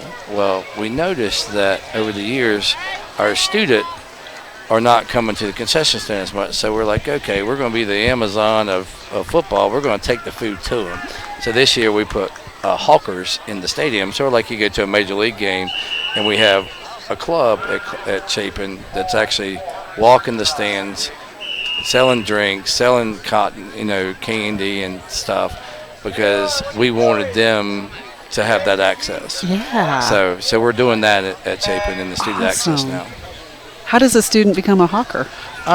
So normally we there's avenues for teams to fundraise. Okay. Yes. So if a team is going to work our concession stand, then the Eagle Club compensates that team in their team account. But so if they want to do stuff like that, then if we ask them to do stuff like that, we'll compensate them. Right. Because there's only so many ways there's only so many cookies you can sell and T-shirts you can design. Correct. But if you're willing to work, we're a big working community, then we're willing to compensate you for it. So we pay the hawkers to do that. Neat. Yeah. But it's a service to those students. Yeah, because I imagine those students did not leave their spot. They don't give up their seats. So, and they'll show up at 6:15 or 6 o'clock and claim their spot, and they don't leave until game's over. So you look around the pool deck here, you got family support here as well. It's great hardly support. any chairs.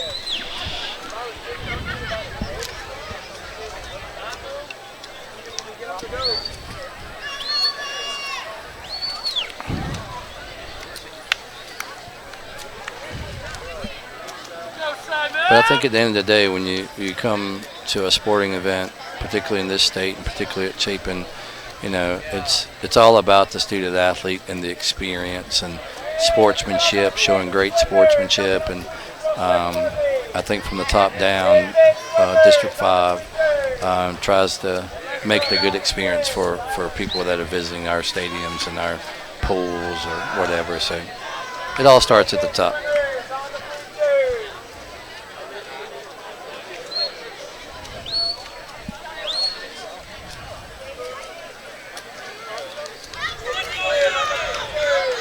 All right, so this is old wise tale. Growing up at the beach, you know, my parents would always say, don't eat before you get in the water. You get cramps. Is there any truth to that? No, there's no truth to Okay. that. I mean, I see kids over here eating peanut butter and jelly sandwiches, and they're on the platform getting ready to jump in. Is that okay? That's okay, yes. I don't think my parents probably wanted me to eat anyway. They, so, yeah. They either didn't want you to swim or they didn't want you to eat. That's right.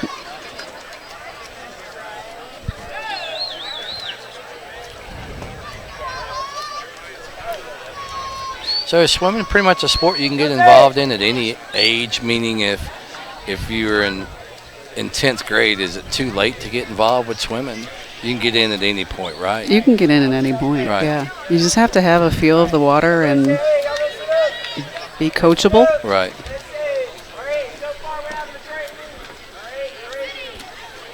Now, I want to give a shout out to the coaches, whether you're coaching tennis or golf or swimming or baseball or basketball.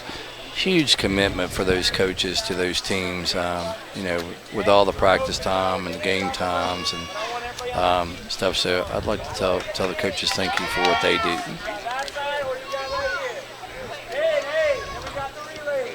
And a lot of those coaches are teaching, you know, so Yep. so You certainly don't want to break it down by hour per oh no, that'd be depressing. pay per hour. Oh yeah.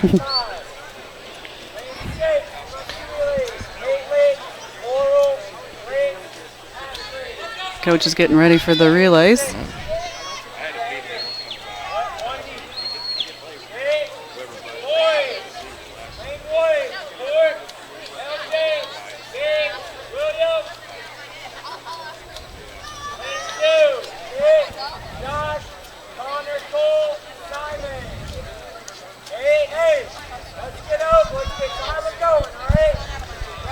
It's getting dark, but they've got the pool lights on.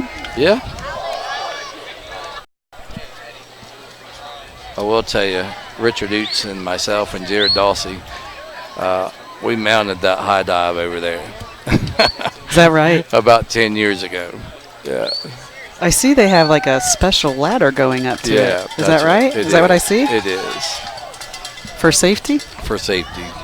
And normally you got a lot of kids that are wanting to go off of Yeah. it, so it's a waste for them to sort of accumulate there. But if I remember correctly, that diving board actually came from USC, if I remember correctly. Oh, wow. Yeah. Because the USC dive team, I want to say they practiced here for a while or something. Or maybe their that's pool cool. was under Outdoors. renovation or something. Okay, maybe. They did something here. It's nice, outdoor.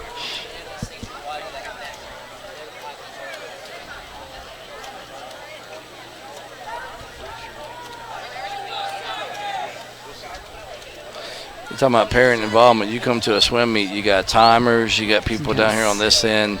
You know, I guess these are referees down here on this end, so to speak, and got people putting number of laps down in the pool. It's total team effort. Scorekeepers Yeah. and yep, officials.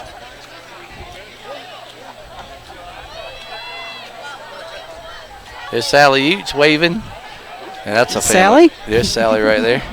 Sally's been in this pool since she was probably. Heat of the 400 freestyle.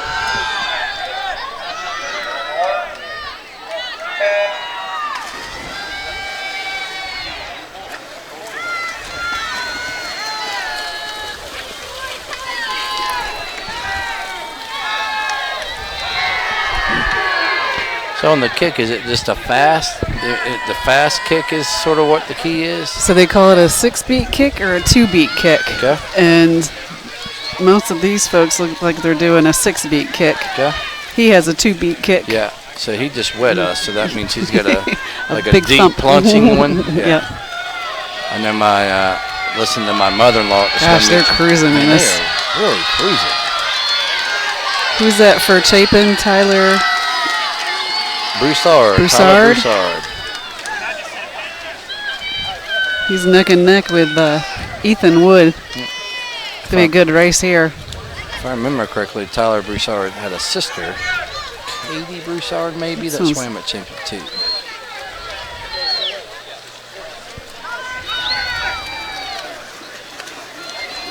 Looks like Tyler's a bit younger than Ethan as well. Right.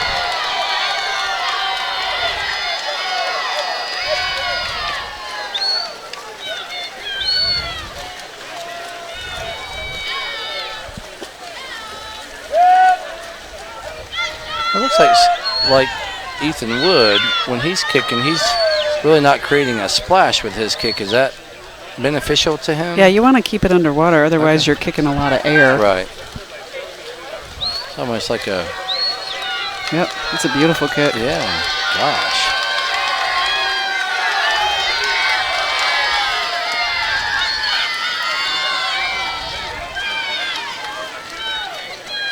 Oh, he looks nice and controlled. Oh, wow, sure enough. As a upper body strength, I imagine, is a key, right? Actually, it's more and more about the kick now. About the kick? Yeah. Okay. It's becoming that off the turns, right? Off the start, right?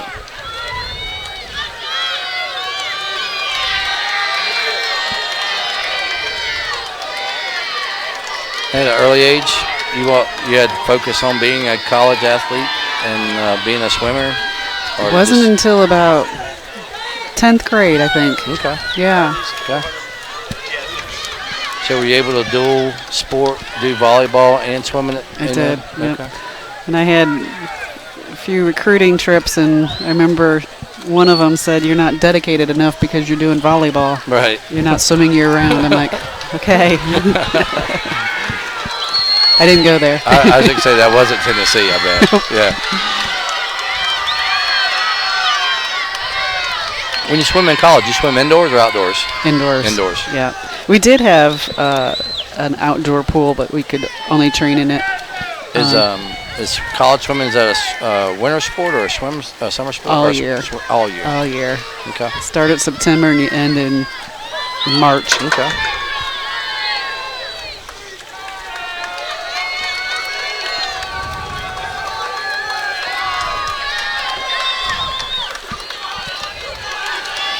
Built quite a lead here. Yeah. Ethan Wood.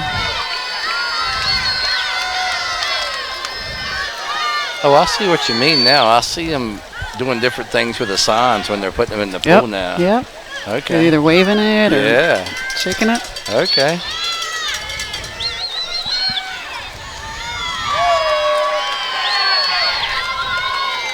The coach is usually on the sideline timing every 100 or every 50. Right.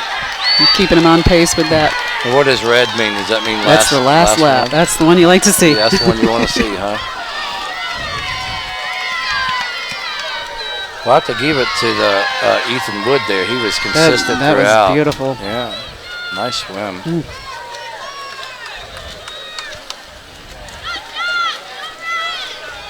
Holly Broussard had a nice swim too. Very good. Yeah.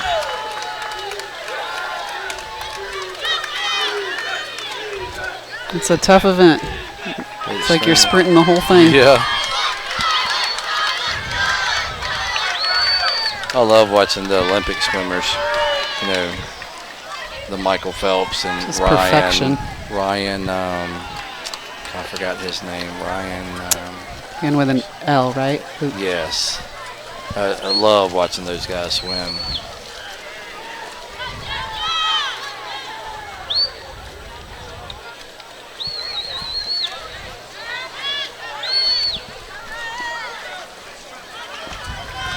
So imagine after swimming something, a 400 like this, are you totally exhausted when you get out of the pool? Absolutely. Yeah. Legs are weak, arms are tired. Yes. Yeah. Almost after every race you should be. Right, right. Even if it's a 50. Right. And right? Do you remember, in talking to Richard, Sally does a long course swimming. Did you ever participate in that, or is that sort of a newer thing? No, long course was around definitely when I swam. The college season was short course. Summer season was long course. Okay. And some of the long course events they're like 2,000 meter type things, right? I can't remember what some of their lengths are. Yeah, so they would have like the 400 instead of the 500 Right. freestyle. They do the 400. And in lane 1, we have Irmo. In lane 2, Dutch Fork. In lane 3, Dutch Fork. In lane 4 is Irmo. In lane 5 and lane 6 is Chapin. And Chapin is in the lead. That was a strong swim by Sally Utes.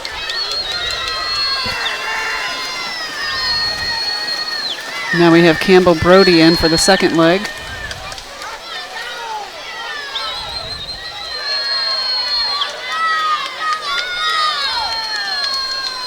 Now, in track, if you're running a 4x4 or a relay, a lot of times you strategically put your faster runners at the first leg and the fourth leg. Is that true in swimming as well? Again, it depends on the team that you're competing against, and there's different strategies. Usually you put your fastest person first and fourth, Right. but sometimes if there's the psychological advantage, sometimes they might put a person who's the fastest third to keep the lead. Okay. So the last person has to just Right. make it happen, Right, hold on to it.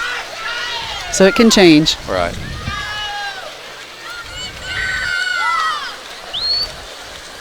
So Dutch Fork just overtook Chapin on this last leg here, last two legs. She has a good turn. She could pull it off here. She might. Man, Chapin made up some Great race against Dutch Fork and Chapin final swimmers. Just need about 5 more yards. Did she get it? Ooh. Oh, gosh. I'm not sure. I don't know if that was considered photo finish or I not. know, I'm not sure on that one. Gosh, Anna Assange made up some time on that one. That was beautiful. Wow. Great race for those two teams, or all the teams.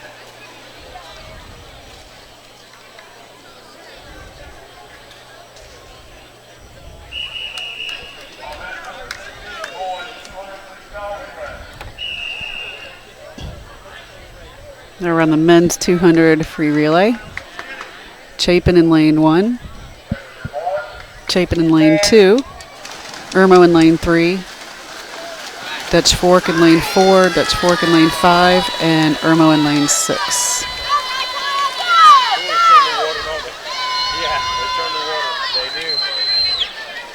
Wow. I hear some spectators saying, turn the water. These guys are really turning the water.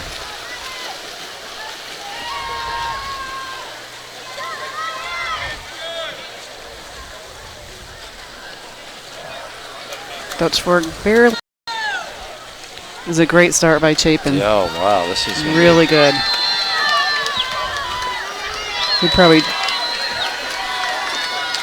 made up about 2 seconds there because they're even on the turn now. I see Josh Tomlins in this group for Chapin.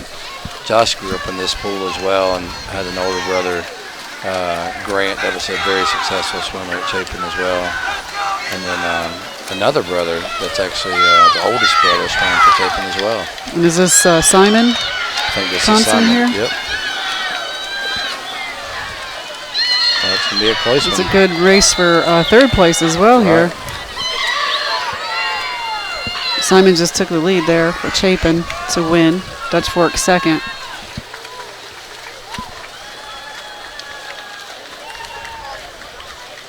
On this one, are they breathing every stroke? In a 50, you shouldn't. Okay. Just look at their, I guess they breathe when they turn their head to the side. Yes. Yeah.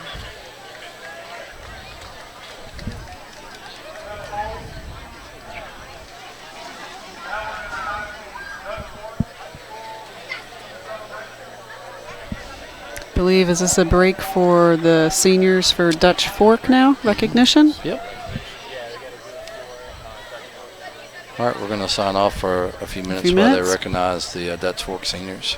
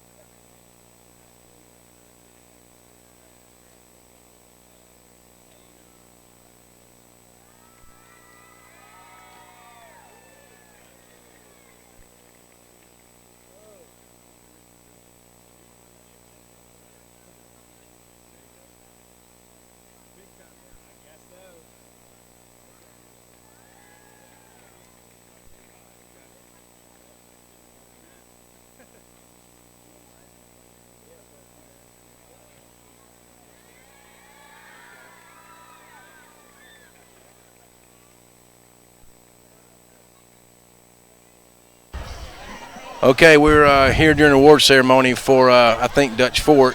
This is Jared Dawsey, joined by Alec Rakowski, the new coach for Chapin men's swimming. I guess it's men's swimming, right? Yes. You got the whole program. Yeah, it's men's and women's, so I'm the head coach this year. Okay. And then my assistant coach is Allison Lloyd. Okay. Well, welcome to Chapin. He's a former Chapin graduate. I guess you said 2014. Yep, graduated high school 2014. Swam my 7th grade all the way to senior year. So, and then went on to USC and swam at USC, correct? Yes, sir. Started my freshman year at College of Charleston and then finished my last 3 years at South Carolina, swimming on the team. Well, that's great. I know Chapin's lucky to have you. Tell me a little bit about your experiences, how the season's gone this year, your biggest challenges, that sort of thing. Tell me how it's gone. Yeah, so it's been a really just competitive season. We started off, we had a big meet against Lexington, and they are a very strong team. They're actually in our region. And believe it or not, the end of the meet scores, the boys and girls ended with a loss by only 2 points. Wow. It was just a 2-point loss, which comes down to like literally the last final relay. Sure. And then, we had another great meet after that at Blythewood. We kind of got to boost some confidence for both our girls and boys with some wins. From there, we just kind of sparked some speed from everybody and kind of just got everybody going. Yeah. Well, tell me a little bit about, for folks that don't know, tell me a little bit about the program for a high school swimmer, how it works as far as training is concerned. I know we're at Quail Valley today, and I guess this is y'all, Chapin's home site. Yep. Where y'all train. So tell a little bit about the structure of how you run training and practices, what time of day and that sort of thing. Yeah. So as far as high school season, it's very quick season. We get started like 1st of August, and then we end middle of October. We have state meet coming up here in about 2 weeks, October 14th. So basically when we're at practice, a big thing is it's so early in the year, the kids have kind of taken off time in the summer. So where we really got to do some long, just aerobic training just to kind of get the kids back in shape. Towards the end of the seasons when you kind of pick it up, get a little bit more speed work on kind of fine and tuning the technique, doing starts, turns, just relay starts, just kind of really learning to kind of get up and race for the end of the year.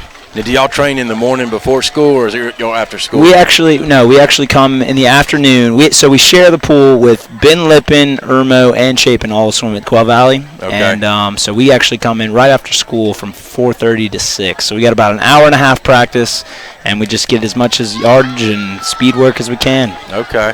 Well, how many kids are in the program total, Alec? This year we got 32 on the team. Originally, I think in the years past we've had about close to 60. Wow. And this year we did some major cuts. We wanted nothing but the best to really compete and show out for our team.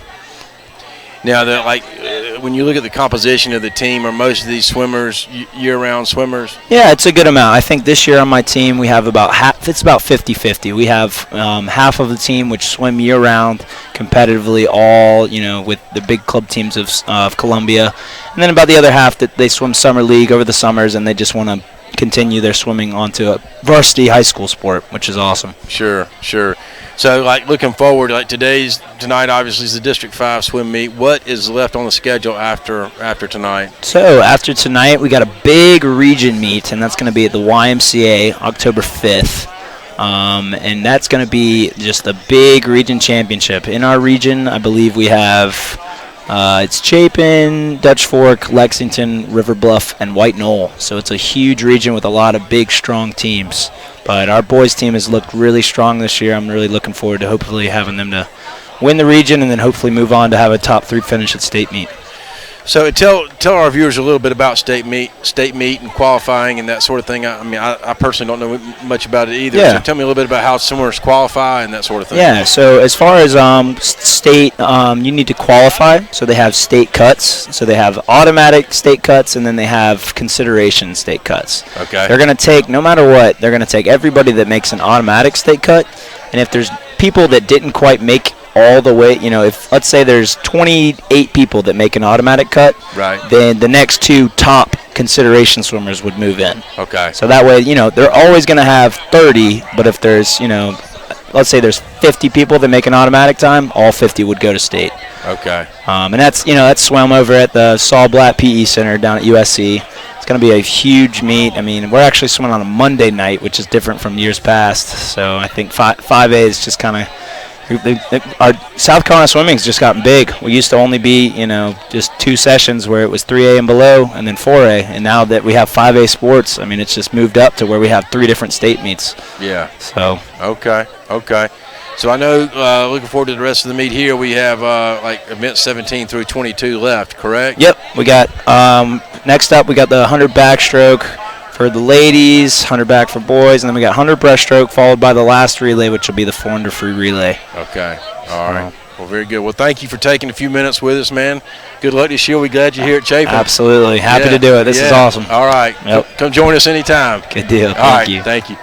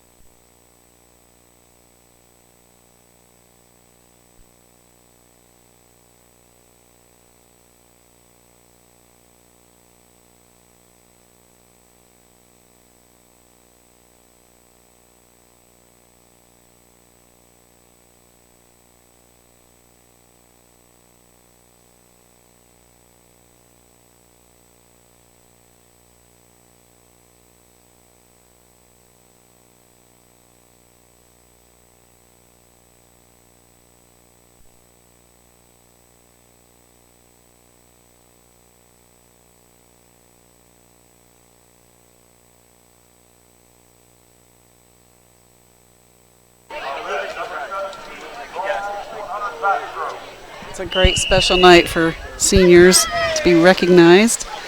But we're on to the 100 backstroke. Should have 3 events left, the backstroke, the 100 breaststroke, and the 400 free relay. We're going to finish this under the lights. That sounds like a plan. They're supposed to be at this way. There's a corner on the other side too, and that's for the officials on the side. I think to check and see because there's red marks or red floaty things, but you can't see those unless you have officials standing right here. So I don't know. They don't really watch that too much. It might be like for high school. That might be a big thing.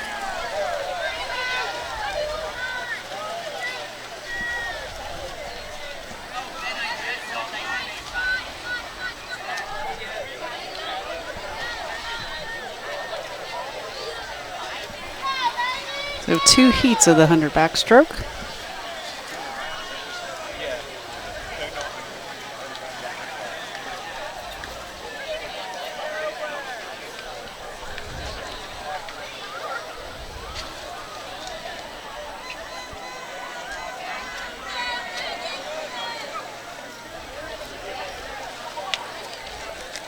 So I bet you'd like this event. You're on your back and Yeah. yeah. Oh, so this You is don't where have to they hold your breath. You don't think, but you actually do. So this is actually where they use the flags. Yep. So what's the flag tell them again? That How far the wall is. Okay. So they're measuring their strokes and counting their strokes into the wall. Okay.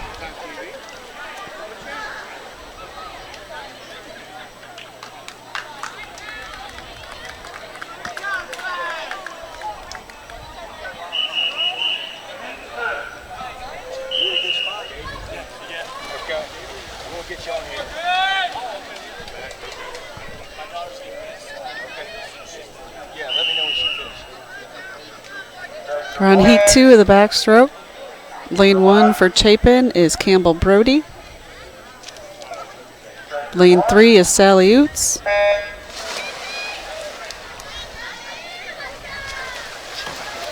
Okay.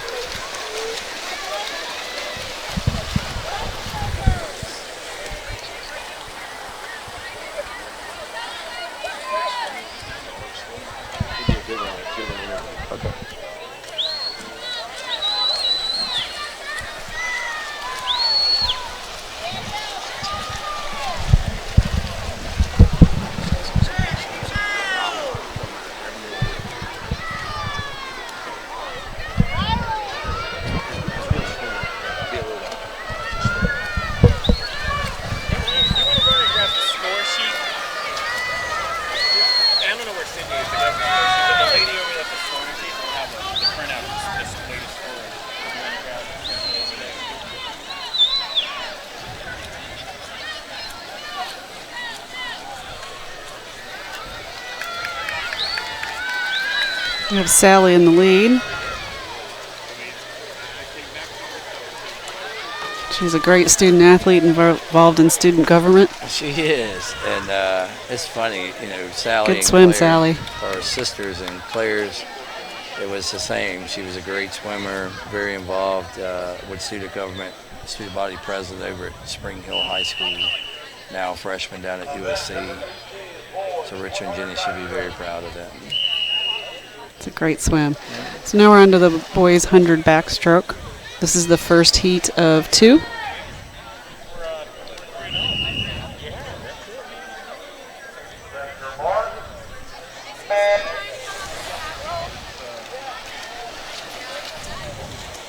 Going to give you an update of the scores.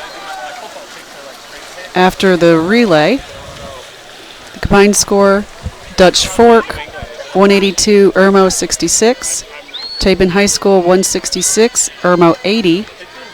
Dutch Fork Chapin, Dutch Fork 129, and Chapin 119. For the men's, Dutch Fork against Irmo, 87-37.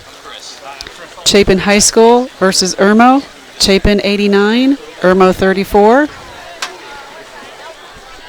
Chapin against Dutch Fork, Chapin 77, Dutch Fork 47. The women's, Dutch Fork against Irmo, Dutch Fork.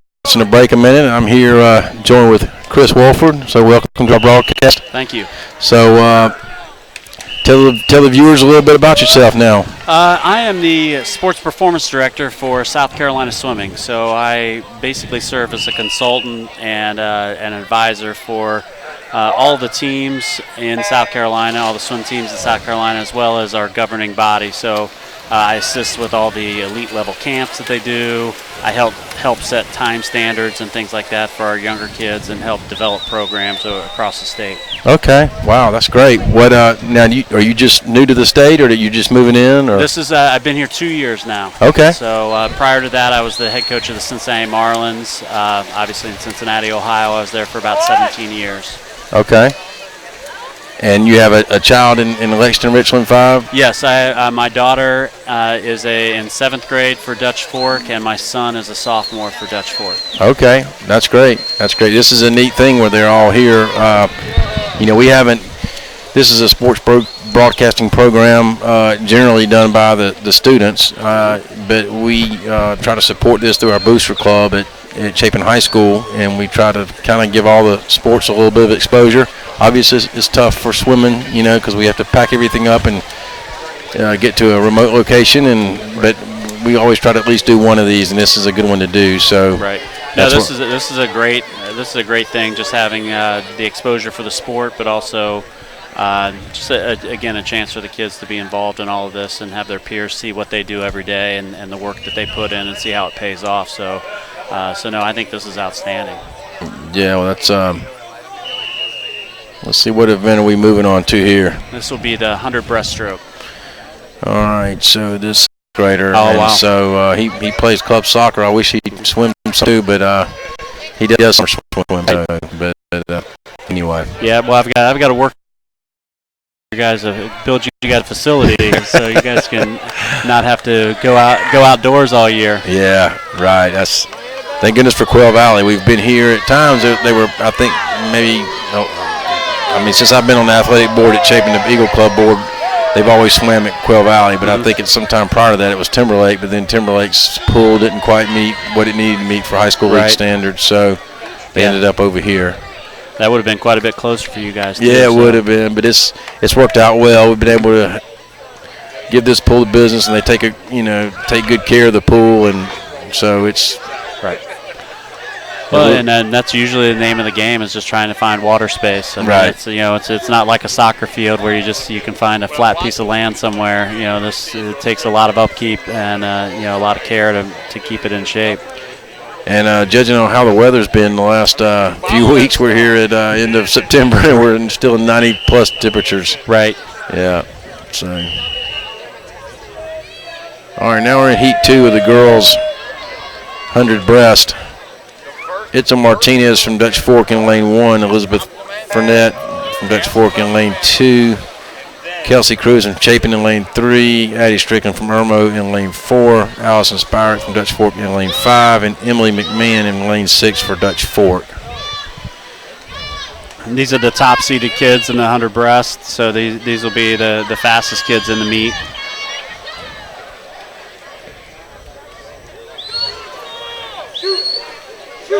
Lane 4, that's Strickland. A little bit of a lead over lane 5. Spirac in lane 5 for Dutch Fork. 25-meter pool, so this will be 4 lengths of the pool. This is a tight race. It looks like Allison Spirac continues to stay close here, and she continues to catch up with some really solid pull-outs.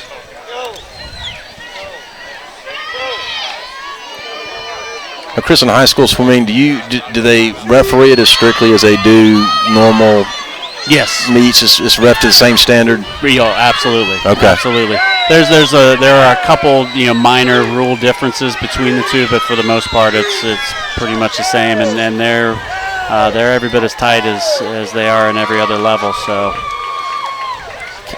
Who got home first on that? Did the Dutch Fork swimmer touch first? first? I believe that was Allison Spirac with the win. That was a tight race, and that was a tight race the entire time. So Spirac got there just before Strickland did. And now we're on to event number 20, the 100 breast. We got Miles Bailey in lane 1 for Dutch Fork. In lane 2, we have Harrison Pham from Irmo. In lane 3, Jonathan Can from Dutch Fork. In lane 4, Dalton Myrick from Irmo. Lane 5, J.T. Farley from Irmo. And in lane 6, Gabriel Kukuka. I'm sure I butchered that. Apologize. But a little bit longer. If you have someone who's a little bit shorter, they may pick up their tempo and use what they're good at. But really, with the breaststroke, it all comes down to when you pull and kick. It's such a rhythm stroke, and with freestyle and backstroke, I mean, you can really just kind of pick up your pace and just really go at it. With breaststroke, you got to do everything at the right time. Right. So I think Kahn in lane 3 got in first on that one, and here's the second heat of the boys 100 breast. So we got Bonavia in lane 1, Gadsden in lane 2, Thompson in lane 3, Tomlin in 4, Wolford in 5. That's a familiar name. In 6 is Harrison Yarborough. So that's my kid boy in lane 5. Yep, okay. In lane 5.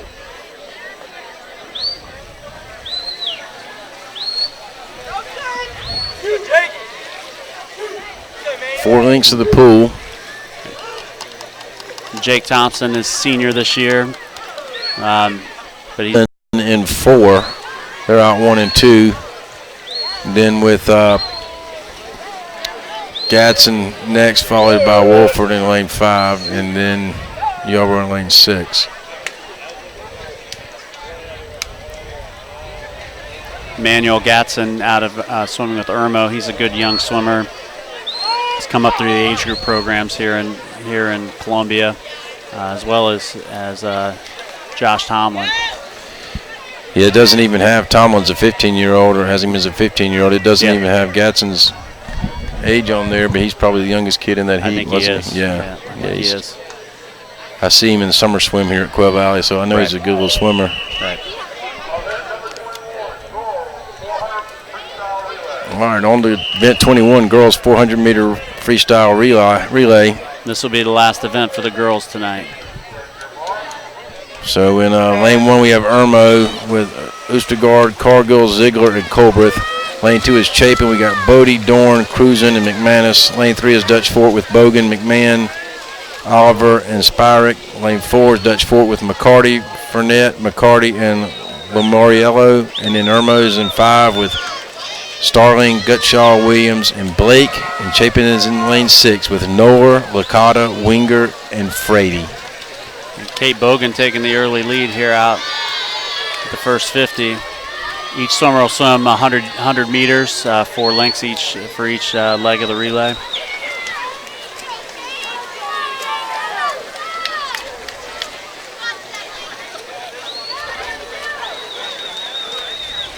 It's a great thing about these dual meets here in the mid-season. The leads can change so quickly between, you know, what order you put your relays in and that sort of thing. So we've got a really tight race for second, though. Kate Bogan out to the early lead here, but we've got a really tight race. All 4 other relays are right there next to each other. Four swimmers bunched up. Again, the relays are scored 8, 4, and 2. Isn't that correct, Chris? Yes, I believe so. Okay. First, second, and third. 8 points for first place, 4 points for second place, and 2 points for third place. Yeah, and one of the great things about that is, you know, you don't necessarily need to win the event, you know, to kind of stay in the race here. You know, a lot of these relays, if they can take second and third, they really don't take a big hit on losing a relay. Right. And so a lot of times in these situations, you know, that B relay is almost as important as the A relay. Sure. And that really goes to the individual events too. You can really outscore a team by taking second, third, and fourth, and so you'll see a lot of times, you know, teams will have some great individual athletes, but then they just get overwhelmed with, you know, a team that may not have the superstars, but they have that second, third, and fourth each race. That's why you got to have depth, I guess, right? Yep. You do.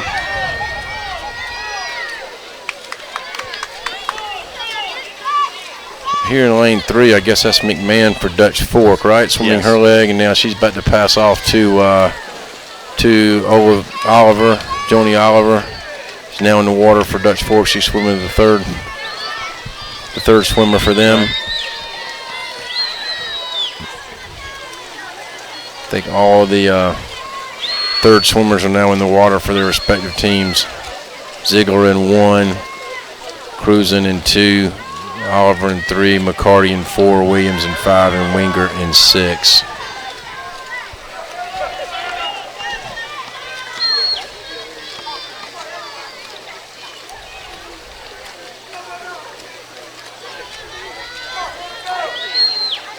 Dutch Fork continuing to lead now. Chapin, though, or Dutch Fork B, I guess, is in second place now. Yeah, they're running in lane 4. Is that correct? Yes. Still one more swimmer left to get in the water.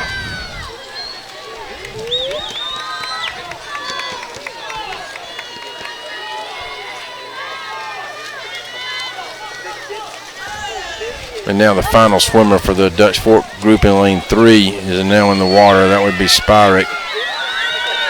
And this is where a lot of times you'll see a split, and where the coaches have to, if they're not super deep, they're going to have to make a decision on which relays they go for. And so, you know, a lot of times, you know, you'll see relays that will front load on that medley relay and that short free relay early on, and you know, they may not have their superstars on this last relay coming home on the last event here.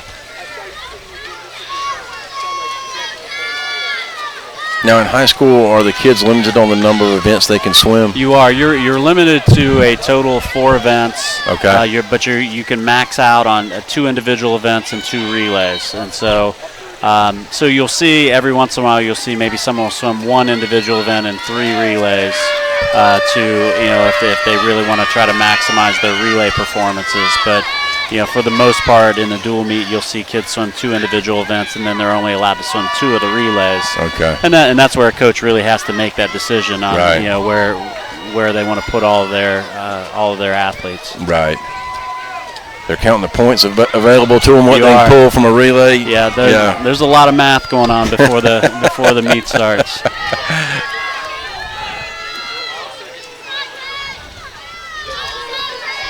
But I guess you got to know the swimmers for the other teams too to know where you have a chance and where you don't. You do, right? and you know, swimming's a fairly small community. I mean, right. you know who's going to be where. Right. So. That's right. Okay, last swimmer just went into the water, I think, lane one here. Yeah, so we got another 100 meters for Irmo's B relay, I believe.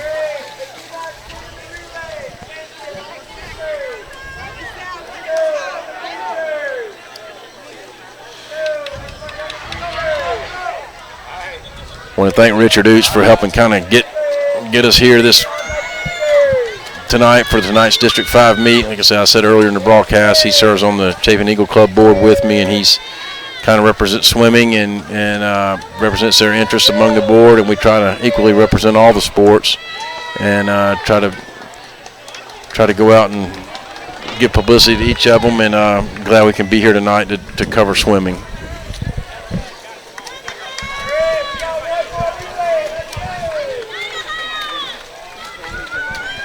So one more down and back here for the Irmo swimmer, and then we'll be ready for the I guess the last race of the night. Last race of the night.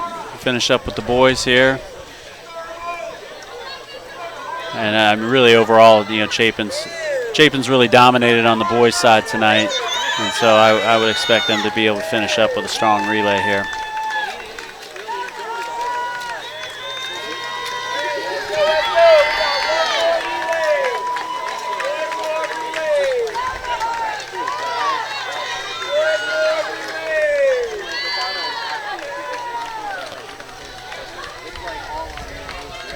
Special thank you to Joe Barkovich for running the camera for us tonight. Joe, thank you. And to Carter Burns for producing our show tonight and getting us all fixed up, combating technical issues we have from time to time. So now we're on to event 22, the last event, the boys 400 meter freestyle relay. Lane 1 in Irmo is Reinhardt, Perini, Lowry, and Folding. Lane 2 is Irmo, Farley, Oostergaard, Pedruzzi, and Gentry. Lane 3 with Chapin is Watts, Broussard, Thompson, and Thompson. Lane 4 with Dutch Fork is Van Dam, Kent, Wolford, and Kahn. And then Dutch Fork in lane 5 is Talkish, Blake, Bailey, and Siebers. And then Chapin's in lane 6 with Dorn, Kakuka, Free, and Mahan. Now as you're looking from your at home, the near lane is lane 1, the far lane is lane 6.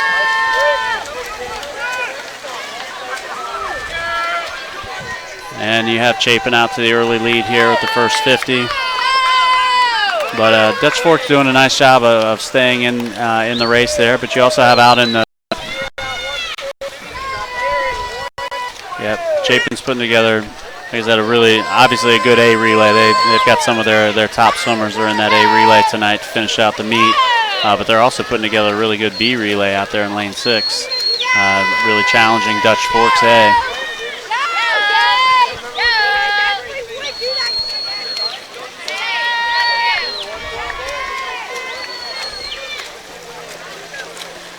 So second place is pretty tight between the Dutch Fork and the Chapin team here. Lane 4 and lane 6 are running right there beside each other. As Broussard gives away to the third Chapin swimmer, which is Thompson. Yeah, you're gonna have two Thompson brothers, I think, finishing up these last two legs, and so they're gonna be tough to beat here, tough to catch for that Dutch Fork team or the other Chapin relay. So, but Chapin and Dutch Fork here and continue to be in a really tight race. Yeah, still Dutch Fork with a little bit of the edge, it looks like. Is that your son in lane? That is my son in lane number 4. I thought that was him. I'll just...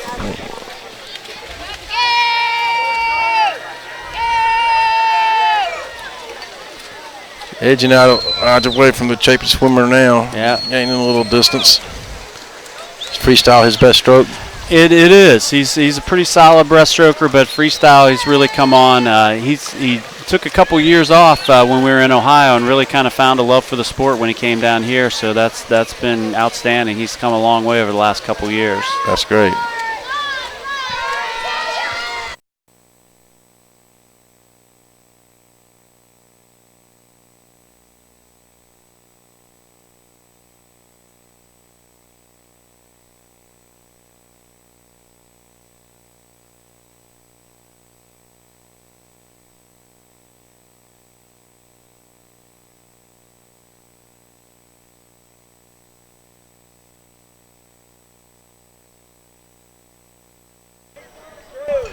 Okay, so we're going to close out here here with Chris Watson, Jared Dawsey, and we're at the final step of the meet. The meet is concluded. It's going to be a little while before the final scores are tabulated, so we won't stay on for that, but at least probably 15 minutes before the scores are brought to us. But through event 16,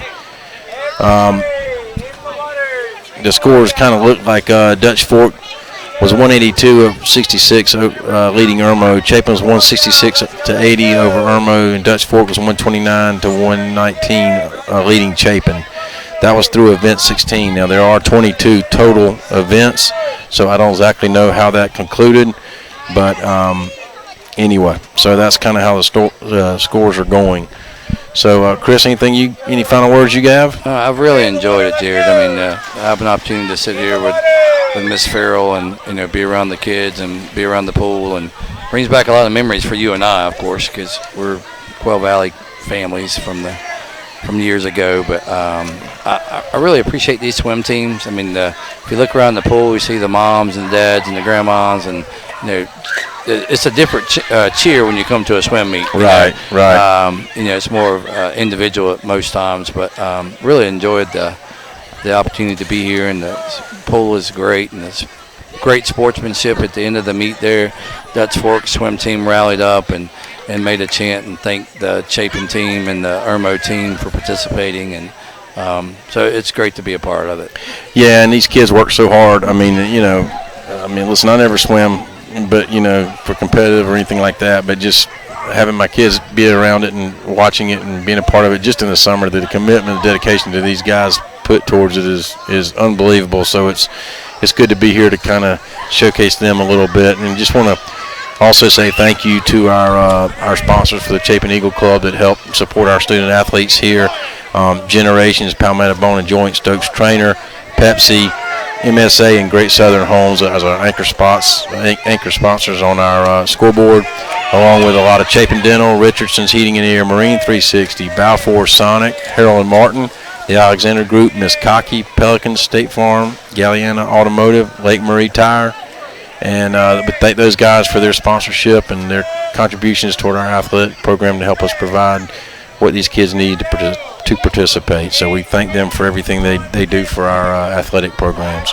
Yeah, and Jared, in conjunction with thanking those guys, we challenge. Thank you. Okay.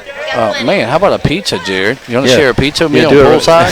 Huh? How about that? Yeah, we may have to jump on that. Like the guys on ESPN and stuff, they go visit a local eatery or whatever and get to eat in front of the camera. Hey, they even put your picture on the box. Oh, man, yeah, that's perfect. And thank you, Hungry Howie's. Thank you, Hungry Howie's, for the pizza.